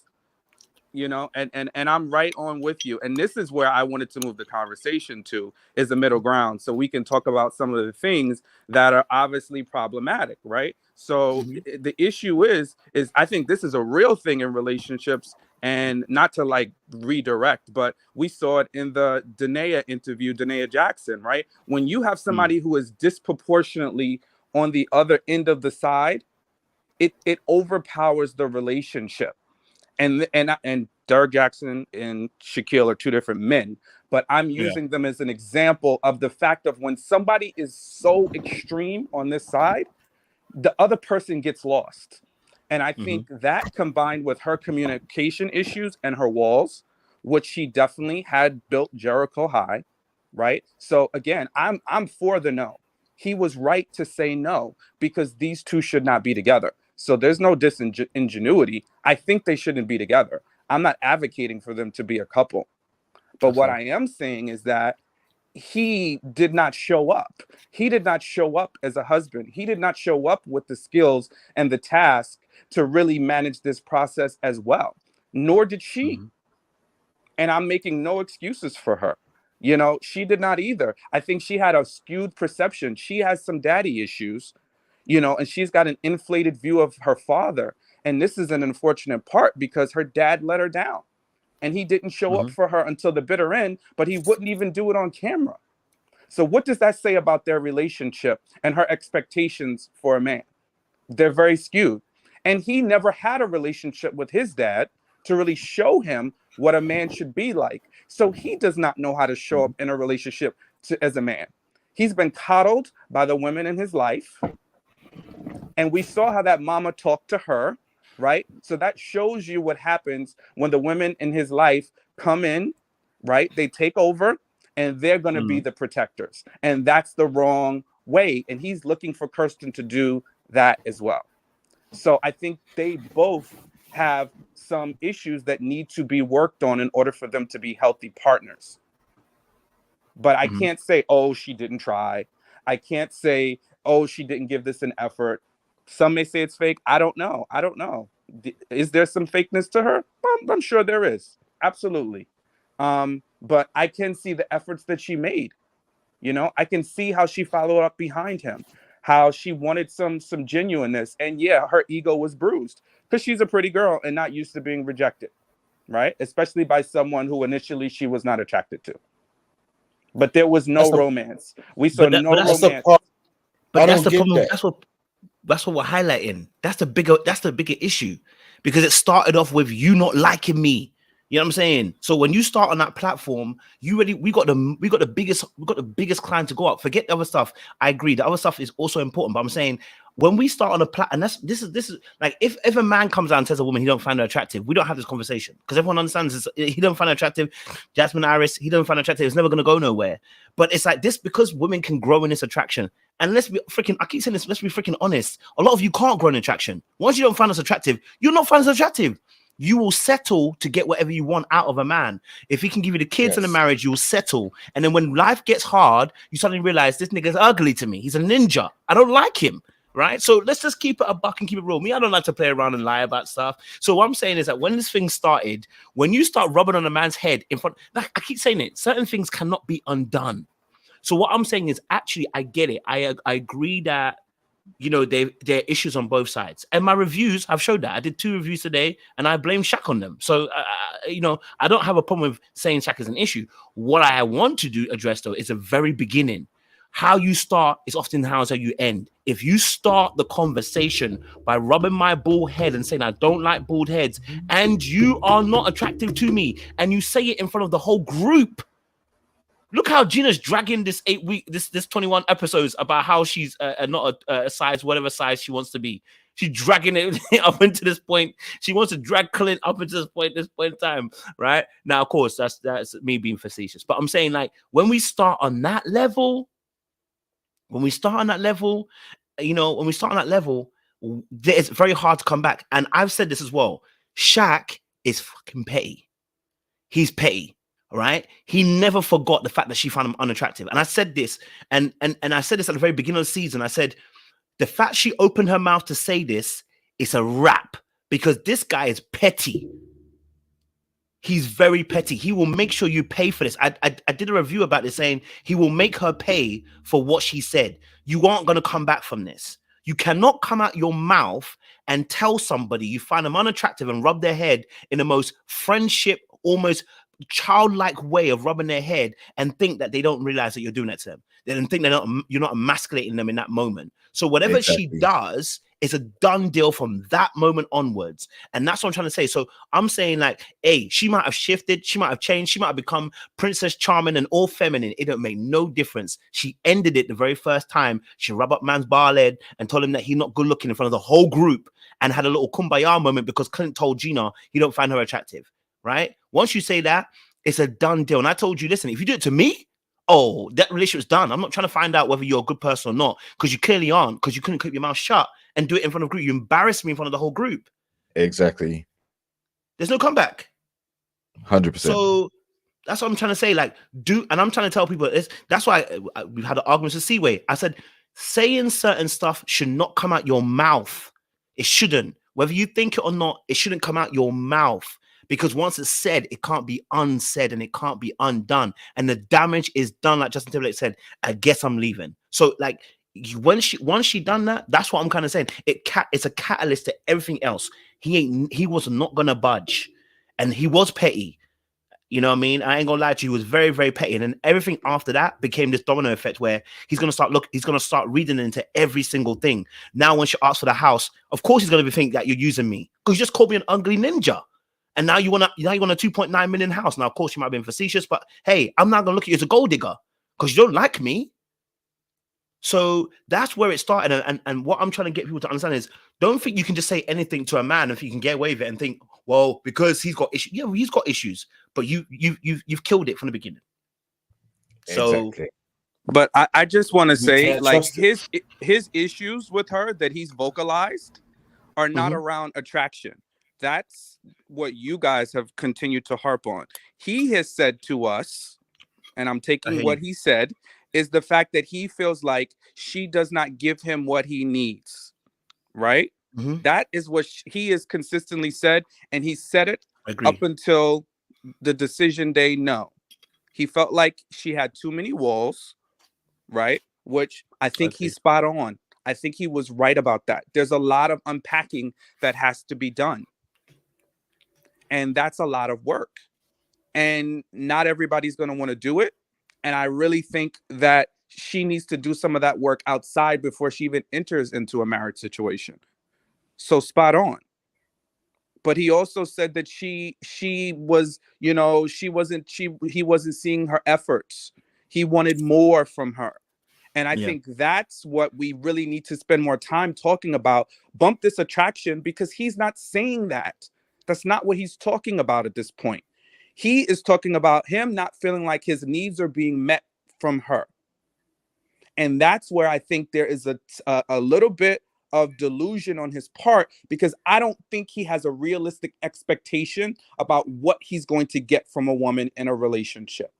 And I think the things that he wants from a wife are things that it's going to be very hard pressed. And as rude of a comment as that Pastor Cal said, that's what Pastor Cal was hitting on. It's like, bro, you're not going to get that, because what you're looking for, it's almost like what women who want, like, they want the fairy tale wedding. They want the house. They don't want any, they want everything, and they don't want any problems. You looking for that, you're not going to get that. That's not realistic. There's no one person is going to just be there for you 24/7 and just give you everything. They're going to disappoint you. They're going to hurt you. They're going to say things to you. That in a marriage, are you kidding me? You think somebody is going to not hurt your feelings, is not going to disappoint you, is not going to let you down, but you're invested because you see the greater good in that person. Now, I can understand he didn't see it for her, but just for him out the gate to have this whole litany of things that he's expecting for her to do, and then to end by saying, I showed up every day. And that's was my pushback for you guys, is I don't see how he showed up. And I don't see as much as how Kirsten showed up, right? She said she tried, and she did, right, to a certain extent, which was limited, very limited. But she did give some efforts to do things, write notes, show up for him, give him things that he felt like he needed. So I can't dismiss her trying, but I still don't see the things that he says I showed up every day. So what do you mean? You showed up to set? You showed up and did what? I didn't see any romance. Like that's what I would expect, to see him show up. Now, when I think show up, I look at Clint and Gina, right? Clint was given the ultimate cold shoulder. Gina destroyed him. right? Sent the man to get a makeover, change everything about him, but he showed up every day and tried to make the best. He cooked for her. He talked to her. He got in with her so close that the dog fell in love with him, and now these fools is about to tussle over who gonna get the dog. Clint showed up despite how Gina treated him. And I think that is what a man should do. You show up as who you are authentically, despite how the person treats you. So that's what I didn't see from Shaq. All of his actions were contingent upon what Kirsten did. So if Kirsten does this, I'm going to do that. That's not what a man does. You stand in who you are and you show up as who you are. And if just like you say, coach, if you say, hey, listen, you don't like me, then you don't like me. And then that's it. We're going to just keep it a buck, right? And we could be friends. We could write out the process. We could do whatever we want to do. But, I'm going to be me. Now, engaging in the petty, being rude, being dismissive, not talking to her, all those things, yeah, that's who you are. That's who he is.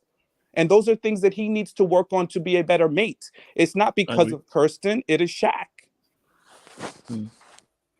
No, I do agree that. Yeah. Oh, sorry, Trey, go for it. I agree with most of what Sean has been saying. I've never actually truly disagreed. It's just in the lens of how he's seeing this. Because I'm like, none of them showed up for this. You trying to say Kirsten showed up a little bit? Where? None of them have showed up for this. Him included. None of them. I'm glad you gave Clint as an example. Yeah, he showed up. That's a class example of showing up. The same thing, and I agree with you. As a man, Shaq should have showed up as well. But guess what? As a woman, Kirsten, regardless of the situation, should have showed up as well. She didn't show up like that example. Not even a little bit. No, she tried to do the bare minimum when Shaq told her, yeah, if things continue like this, I'm saying no on decision day. That's when she tried to look like she was giving some effort. And it was half-ass. That's been my problem the whole time with her. To our point. I'm always going to have an issue. And most people, I don't care if it's a man or a woman, most people are going to have an issue with you. If you tell them I'm not attracted to you in the beginning, and all of a sudden you try to act like you giving some sort of effort, how are they supposed to believe it? This is what happened to Jasmine in her situation with Aries. All of a sudden, Aries looked like he was putting in just a little bit of effort. Trying to you do these certain things. That is intimacy. So we're building some type of intimacy. She was confused because she's like, wait a minute. I know you don't like me. So what you're saying right now, I'm finding it hard to believe. And she was right. It's hard to believe. You can't say that you don't like, and we know he didn't like that chick from the day one he saw her.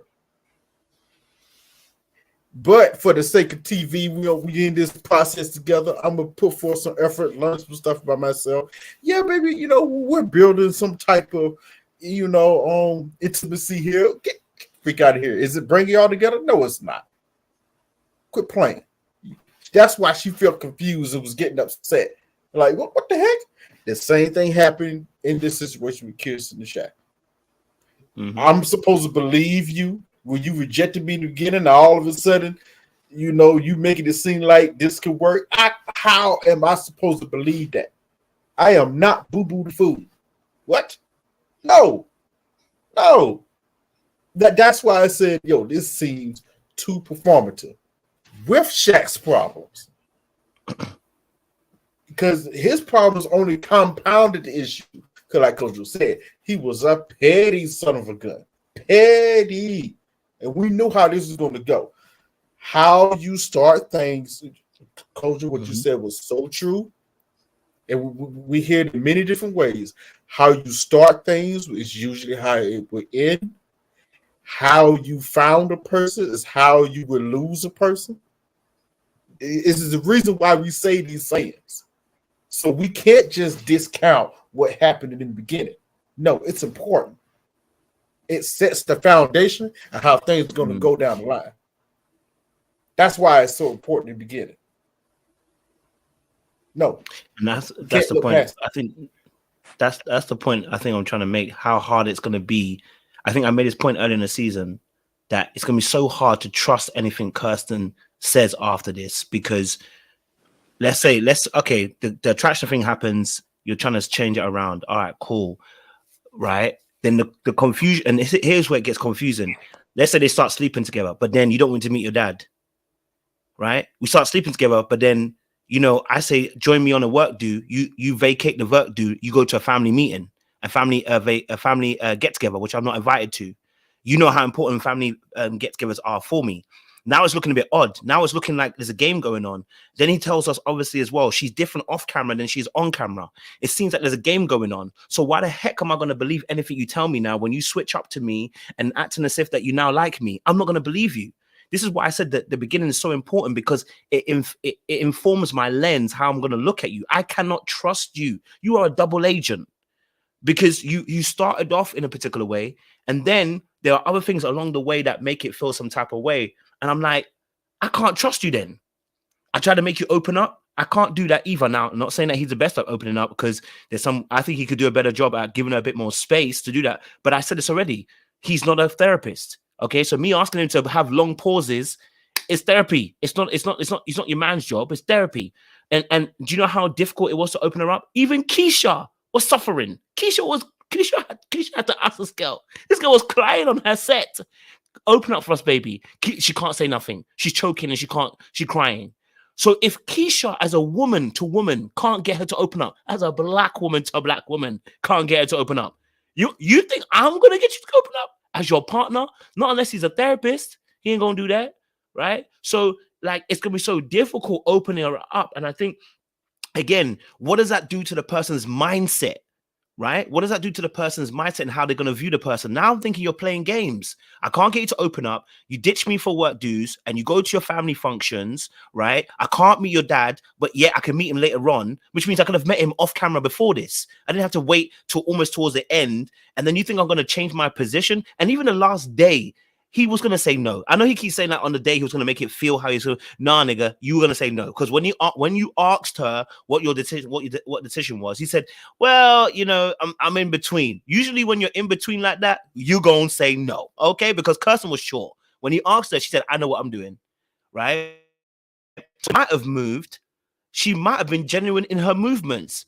But you're asking me to try and figure you out about you being genuine when you're saying to me, well, you can't get to know each other in 8 weeks. Well, then I'm not going to get to know you in the next 5 weeks after that. I can't know you after that. If I couldn't get to know you now, I'm not going to get to know you later on. If anything, you're going to play more games. So as far as I'm concerned, you're not a safe bet. This does not eradicate the fact that there are things that Shaq needs to work on to be a better partner in the relationship. But for me personally, I put a greater emphasis on blame on Kirsten on this instance, because how you started is how we're finishing, right? And he's definitely a petty son of a gun, right? So that's something he can work on, and he needs to improve on, because in the next relationship, you don't want to take that in. You know what I mean? You don't want to take that to the next relationship, because that's gonna put you in a cycle of relationships where you're ending relationships based on your pettiness. We don't need that. But on this instance, I can put some blame on Kirsten. You know what I mean? I can put some blame on Kirsten here and say, listen, I think if we're going to put some weight on it, she's a 70-30. Okay? I'm going to put it at 70-30. You know what I mean? But how she started it is now how we're ending it. And so when people tell me the attraction thing, he never said nothing. Look, I'm telling you about the lens of how someone looks at that person afterwards, and how then when other things happen, you don't give them the benefit of doubt no more. Right? If a girl says she don't like you, right, when she starts doing mean things to you, you don't start thinking to yourself, well, maybe she likes me. No, if she said she found you attractive but started doing mean things to you, you'd be like, well, I think she might be trying to play a little game here. But if she tells you that she doesn't feel you at all and does mean things to you, what are you going to think? You're not going to think, well, I think she likes me. No, you're going to be like, nah, this girl's trying to trip. You know what I mean? Because you think that you don't like me, you can treat me anyhow. That's how your mind is instantly going to go down this lane. And just because he hasn't said that the attraction thing is an issue, I'm telling you that when someone's petty, he's held that in a bank. Okay, he's held it in a bank for a long time to get her back with that stuff. I'm just being real. So that's, you know what I mean? No matter what, we can't hold her accountable for his pettiness. So because he got triggered because initially she wasn't attracted to him. Would you have been okay with it, Sean? I wouldn't have been pleased, but I would be looking for actions. If I went on Married at First Sight, first of all, something I would never do. But if I did it, then I would have to have the mindset. The only way I could do it is saying like, hey, listen, I'm going to have to enter into a situation where somebody might not be pleased with me and I might not be pleased with them. So I'm sorry, like we can't discount the fact that this isn't a traditional dating. And they just started dating. And then she's like, oh, you're actually medium ugly. No, they met for the first time at the altar. And she was not initially attracted to him. However, she moved on from that. We've seen how many women go through this, how many people go through this throughout mass. And they either do or they don't work out. But at the end of the day, she did try to make efforts forward, right? And I still don't see. And I can't say 70-30 because he still never showed up as a husband. He still demanded and was entirely emotionally draining and needy. He was rude to her and mean and discounted her. And he was a teachy, telly kind of person. So at the end of the day, look, even when it came down to the honeymoon, that's even before we got to the whole attraction, not attraction thing. He told her, this is what we're doing. We're going to go to this trip and you're going to miss a day of the honeymoon. He told her. So that shows who he is. That had nothing to do with Kirsten. It's before a conversation. That's how Shaq shows up. He shows up in a relationship is telling you what you're going to do. And that does not work in a marriage. You have to be collaborative. And it never paid off. It never paid off in their relationship. And it always seemed one-sided. And her always trying to meet this unending bank of needs that he had that needed to be filled. And as much as, yes, should a man communicate what he wants? I'm with you on that. But there has to be balance as well. And in a process when you're meeting somebody for the first time and you're getting to know them, all their flaws and everything up front, people are going to jack things up. And that's the kind of grace that he should be extended her. Hey, listen, all right, I got to get over it. Traditionally, yeah, it would have hurt my feelings and I wouldn't have been able to move on, but I can give you a little grace and let's just move on, right? Let me see some things that Kirsten wants to do. Let me make it invested in doing some of the things that you like to do. Let me continue to do that, right? He did the activity with her job. And she was like, I love this. She was like, please continue to do more things like this. I love that.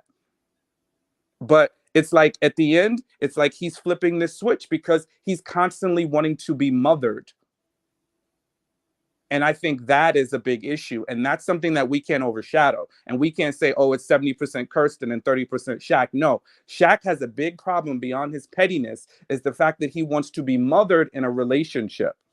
And he expects his wife to show up as a mother, and your wife should never be your mother because it's two different roles. That's very true. Yo, no, I mean that I say 60-40. I say it was 60-40 on Kirsten because I still a firm believer of how you start this situation is how it's going to dictate going forward. You ain't going to get past that. I don't care what you say. Oh, we're in the process, so I need to accept this. No. How you start with a person, you give a person certain energy, that's going to dictate how that relationship is going to go forward in most situations. No matter what you do, even in business, even when you have work, you come off like an a-hole to your co-workers, guess how they're going to view you going forward into the future as an a-hole. Yeah. Everything will be a-hole. You know, and that's going to be difficult to get past that. You got to put in some work. She didn't. All of this is coming to one point that we all have agreed on. We just keep going through different sides of it. They both were not able to give what each other wanted. Both of them. Shaq was not the man for Kirsten. We kind of felt that day one when they were matched with each other. And we quickly learned Kirsten is not the woman for Shaq. Plain and simple. Exactly. So I agree, Trey. We've mentioned Shaq having issues with, people pointed out how feminine he was because he was raised by women and his mannerisms. They've been calling it out all season. She has father issues where, like, she obviously has some affinity with her dad that makes her seem like she's looking for Shaq to replicate who her dad is or live up to that expectation or that standard that she set by the way she views her dad. So they both have issues parentally. My whole thing is, after everything we've said, is from what even you've said, Sean, and the comment section, it still puzzles me why she would say yes. They weren't forced into this process. They volunteered to take part in this. They knew there's camera crews. They knew it's on national TV. They knew they wouldn't have seen each other before they met at the altar. So I'm not removing no blame from Shaq or Kirsten. That's the difference. But one person said no, and it was Shaq. I'm puzzled as to why Kirsten said yes for exactly the same reasons why you explained. If he wasn't given as much as she would like, why say yes? If Sonny wasn't that she missed him. Exactly. She not listen. That's what I'll say. Why did she say yes? She said yes to save face. It was performative. She said yes because she liked him. No, she didn't. So how can you say that so matter-of-factly? Because of all right, so I didn't detect any animosity between these two at all. Despite us having conversations and debates weekly, like we're playing them off against each other, they were not hostile towards each other in a sense where it was like, you know what, this is over and it shouldn't continue.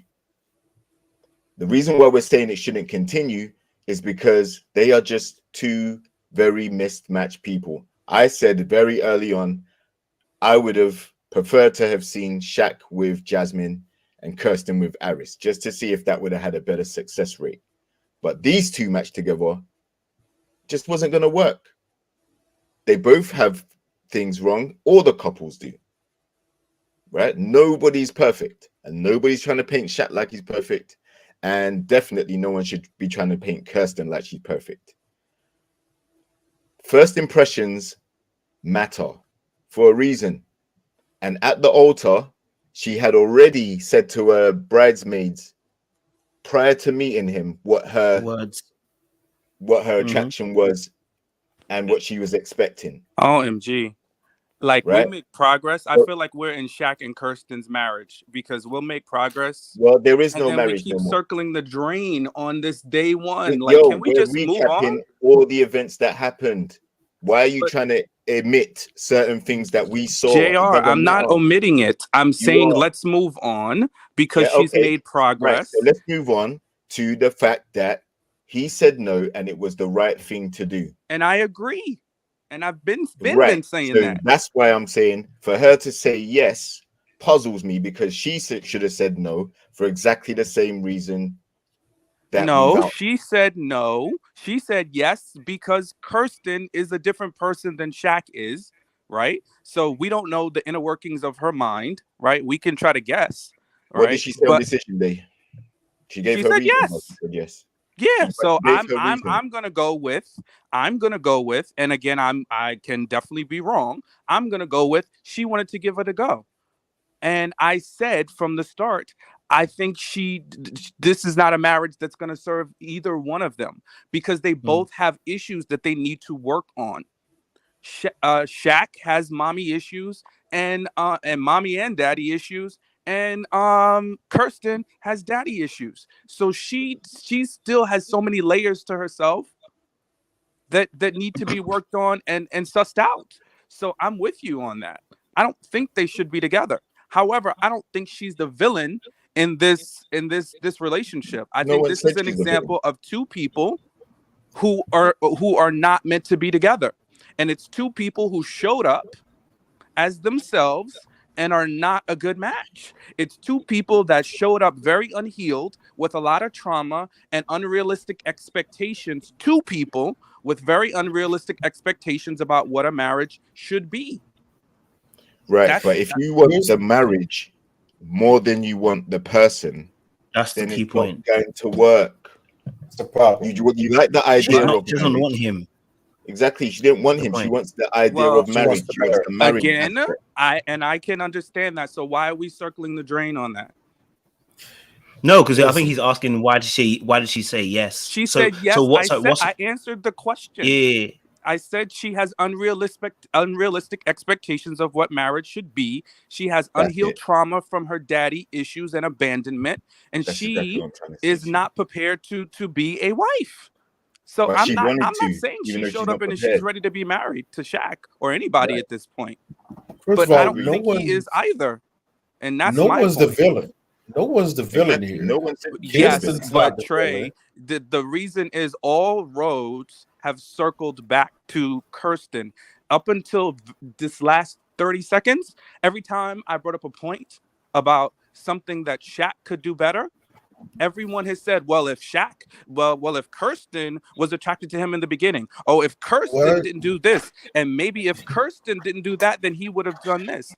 It's not that's what you guys have said. So at the end of the day, we do have to hold Shaq accountable for the way that he showed up, whether it was pettiness, whether it was his insensitivity, whether it was the way that he dealt with her in the marriage, the way he talked to her. We got to talk about that, and that is in a vacuum separate from Kirsten. Shaq showed up like a trash bag. No one has discounted that. No one. Exactly. No one said he's a stand-up guy. No one said he's a saint. No one said he's the perfect gentleman. No one said anything about that. That's issues. The perception. That's not even projection. But what we're saying is, it's both of them were culpable in the way they showed up for this season. But and I'm gonna go. Shaq is petty. Shaq has so many things that you've called out, I've called out, everybody's called out. But what we seem to see is an exoneration, or there's a light tippy-toeing around Kirsten's actions, whereas we're going heavier on Shaq. I get it, he's a man. So yes, like he deserves to be held to a higher standard if you see it that way. But the fact of the matter is, there is no villain and there is no saint in this particular situation. Listen, that's it. The reason why I give it 64, but I'm saying he did the right thing by saying no. The reason why I give it 60-40, right? There's a specific reason why I give it 60-40. Because to me, it's trigger word. It should be 50-50 because they both was just trash from the start with. I saw the problems before they even got together. I said, oh no, this ain't gonna work. There's gonna be some issues here. But the reason why I gave it 60-40 because it's the same reason why you keep saying we're circling the drain, but it seems like you don't want to acknowledge the drain. She started this. She opened the door to all of this mess. She started it with the rejection. Now that's her right. If she don't like to do, she don't like to do. That's fine. Because we did the same thing with Eris. He started this. And we gave him smoke for it. He's the 60-40 to blame that. Maybe 80-20 if you want to go that high. But we gave him smoke for it because he started it. Now, he was right to say, hey, if I'm not into her, I'm not into her. But it's the same issue, just reverse. Exactly. You know? If Aris had have said yes, we would be saying the same thing. We'd be saying, what the hell are you doing saying yes, Aris? Why? Like, it's ridiculous. Now that's circling the train. Y'all are killing me. But what I will say, is that, listen, Shaq's petty levels are elite, because I refuse to circle this drain by myself with you guys tonight. I just won't. He's I petty. think we made some great progress, and I refuse to let you guys derail it. So I'm going to settle on the progress and land my plane. But what I will say is that this guy is the ultimate petty. When they got up in that studio, and thank you, Lydia earlier, that reminded me, and he got that girl to sing like that. You can't tell me she don't like him just a little. The way she sang, and that singing was just all types of horrible. Types of horrible. And she got up there singing that song. Oh, come on now. And he was like, go ahead, sing. She's like, oh, and we're gonna be on this journey together. Nobody don't get on national TV carrying on like that. They got a little bit of like for the person. Sean, now come on. I think y'all gotta give Kirsten a little bit for that horrible rendition she threw down. No. Let me I ain't giving Kirsten nothing. Just let me have it. No circling of the drains. I ain't giving Kirsten nothing, but Sean, I'm gonna give you this. Man, when it comes to defending your woman, Sean would defend his woman even when she knows she's wrong. I appreciate that unit, man. I respect that action. I respect that. I feel you on that. That's real. That's real. Because you know it's all cap. Get the freak out of here. You gotta be kidding me. You have got to be kidding me. Now, Trey, you know me long enough. If I believe something, I'm gonna be 20 toes down. So, Kojo, don't even try it, bro. You know, this ain't got nothing to do with Kirsten. I think I just want y'all to y'all circling this drain so hard. It's like killing me. I can just see it. It's like whoosh, whoosh, whoosh, whoosh, whoosh, whoosh, whoosh, whoosh. You know, and I get it. Yes, Cheryl, I'm not trying to rip my stitches. I got like 5 staples. And y'all about to have me rip my staples right now. But, you know, this is a great conversation. And I think ultimately... No staples ripping. You got to have these conversations, right? Because we get so fixed on a point, you know, and I've made motions to move away from, oh, Kirsten is perfect. She's beautiful. He should be lucky to have her. No, that's wrong. You know, we can't pedestalize her, right? But we also can't be so overly focused on her actions where we miss out on what Shaq is doing, right? And we can't not see the things that make him not an ideal partner at this point in time.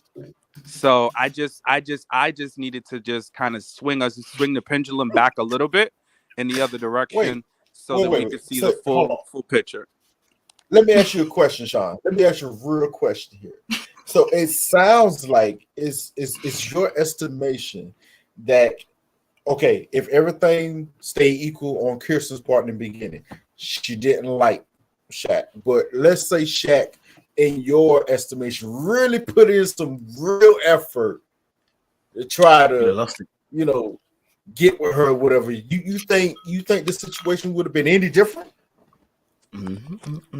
No, because I don't think, like I said, I don't think that they were both prepared.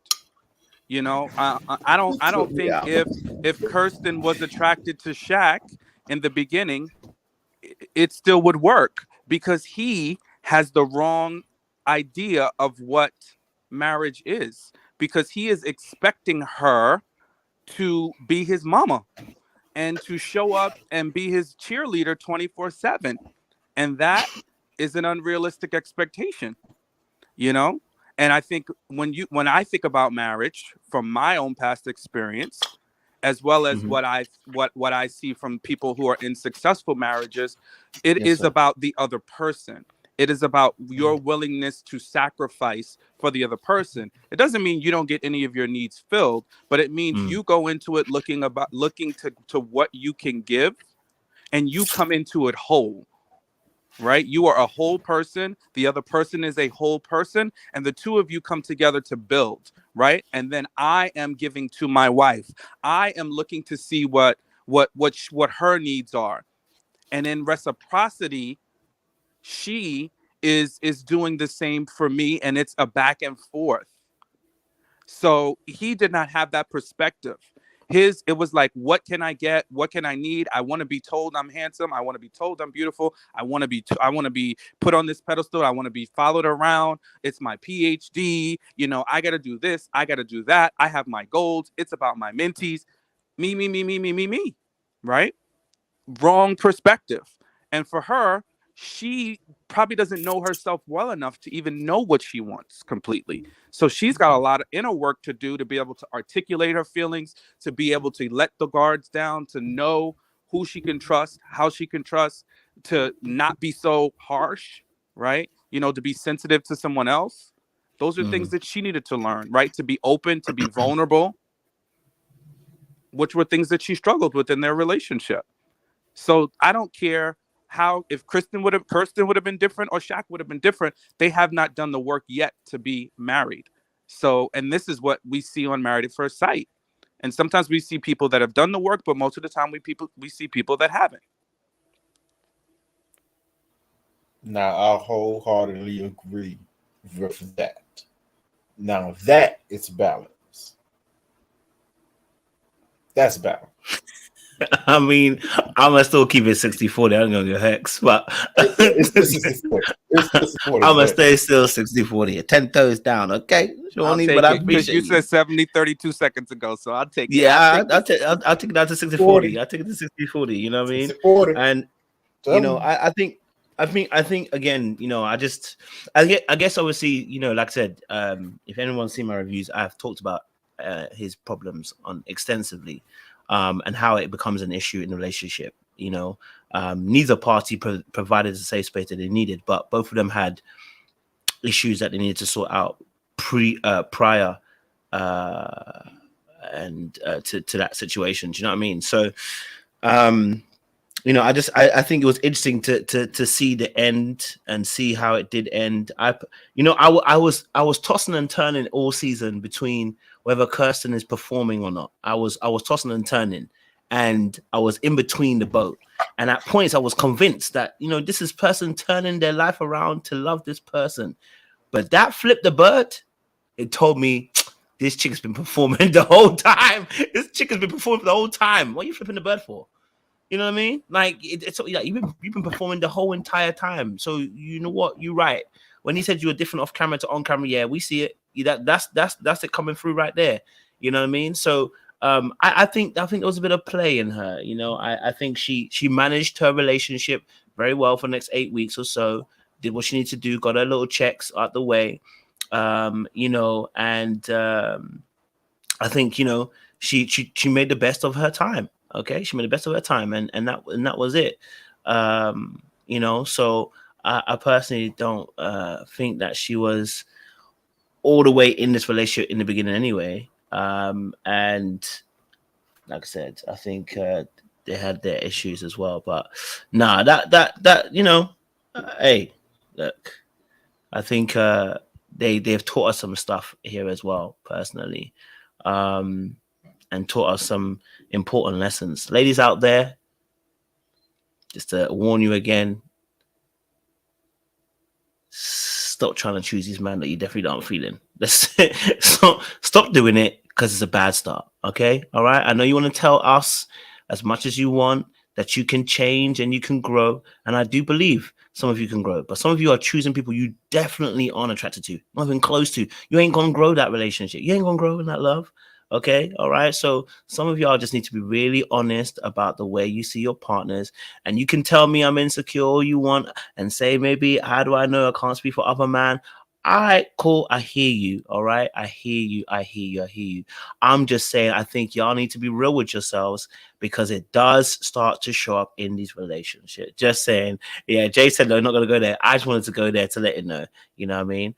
I don't want to go there. But I gotta go there. Okay, so guys, don't do it. Okay, don't do it. Leave these guys alone. Okay, if you're not feeling them, leave them alone. Don't just settle with us because you want the family and the relationship and the marriage and the kids. We are not tubes and vessels to be used. You know, I am much more than that. JR's much more than that. Trey's much more than that. Sean's much more than that. I don't want to be used as a vessel for your happiness just so you can get what you need to get, and then you end up ruining the relationship because you didn't even want me in the first place. Okay, all right, guys. That's all we're saying, ladies. Okay, all right. Don't choose us. Okay, all right. You know you don't want someone like us. Don't choose us. All right. That's what I'm saying. Mm-hmm. Okay, yeah. So we appreciate that. All right. So. Anyway, that was me just winding. I'm playing with you guys, but yeah, no, we you know, we've hit that lovely stretch where we got to the end of the show. Listen, it was a great conversation. Loved it. So I was gonna get mine. Are you the same man that said you're going to get yours? Oh, I'm not asking a woman to choose me. I'm saying don't choose me if you know if you know you're not feeling me. It's in a sense it says like if you know you're not feeling people, like leave them alone. You know what I mean? Leave them alone. Okay, all right. Like I said, if you gotta hide me in your WhatsApp group and you gotta tell your girls a whole description before you meet me, leave me alone. Okay, all right, yeah, okay, leave it alone. All right, cool. So listen, audience, it's been a great conversation. I'm sure us Mandem will chop it up behind the scenes, like we do. But you know, I appreciate you for joining us in this conversation. It's been fun. You saw us tussle, you know, and went back and forth like responsible black men. And look how we've ended, all as friends. Look at that, beautiful. We smile, we laugh, and Sean is literally in stitches.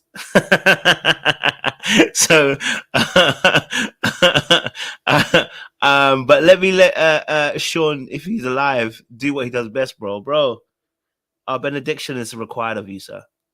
Okay, let me see what I could pull together here. Literally.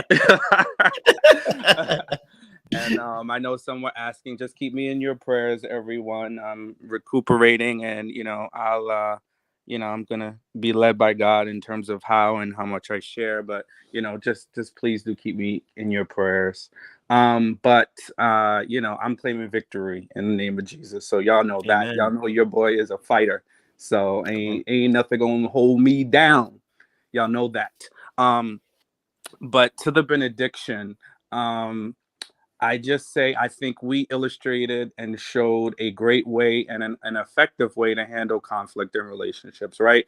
We can't go into any relationship expecting for it to be without conflict because that is unrealistic, right? Whether it's a work relationship, a friendship, or a romantic relationship. So it's how you handle the conflict. It is listening to your partner, right? It is listening to the other person and ultimately putting yourself in their shoes. When you put yourself in someone else's shoes, you're always going to make better progress than standing in your own shoes and only wanting to hear what you want to hear, right? So relationships are successful when you put the other person first, and then the other person is putting you first. So that's more important, right? And ultimately, be with who wants you and be with who you want to be with, right? Don't settle. I'll never tell you to settle. Don't ever settle. Don't ever feel like you're doing somebody a favor, because that's not a good basis for a relationship either. And at the end of the day, be truthful, right? You know, we see some people in some of these dynamics, they're not honest, right? And that honesty resonates with us and it hurts us, that dishonesty, right? So we should be honest, right? And sometimes the truth does hurt, but when we give our truths, give the truth in love. When you lead in love, you act in love, you move in love, love will always be on the other side. Now, love doesn't always mean that you get what you want, but it means that there's grace. It means that there is honesty and comfort on the other end. So I'll give it back to you, Coach.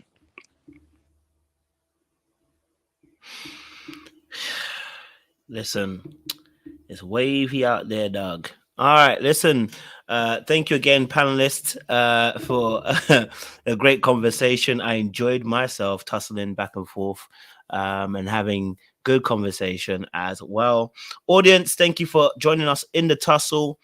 We'll be back here, I guess, next week. We'll be chatting it up. I know TV1 has just released one. I started watching it. I have watched the first episode, so might have to start doing some reviews with you guys as well.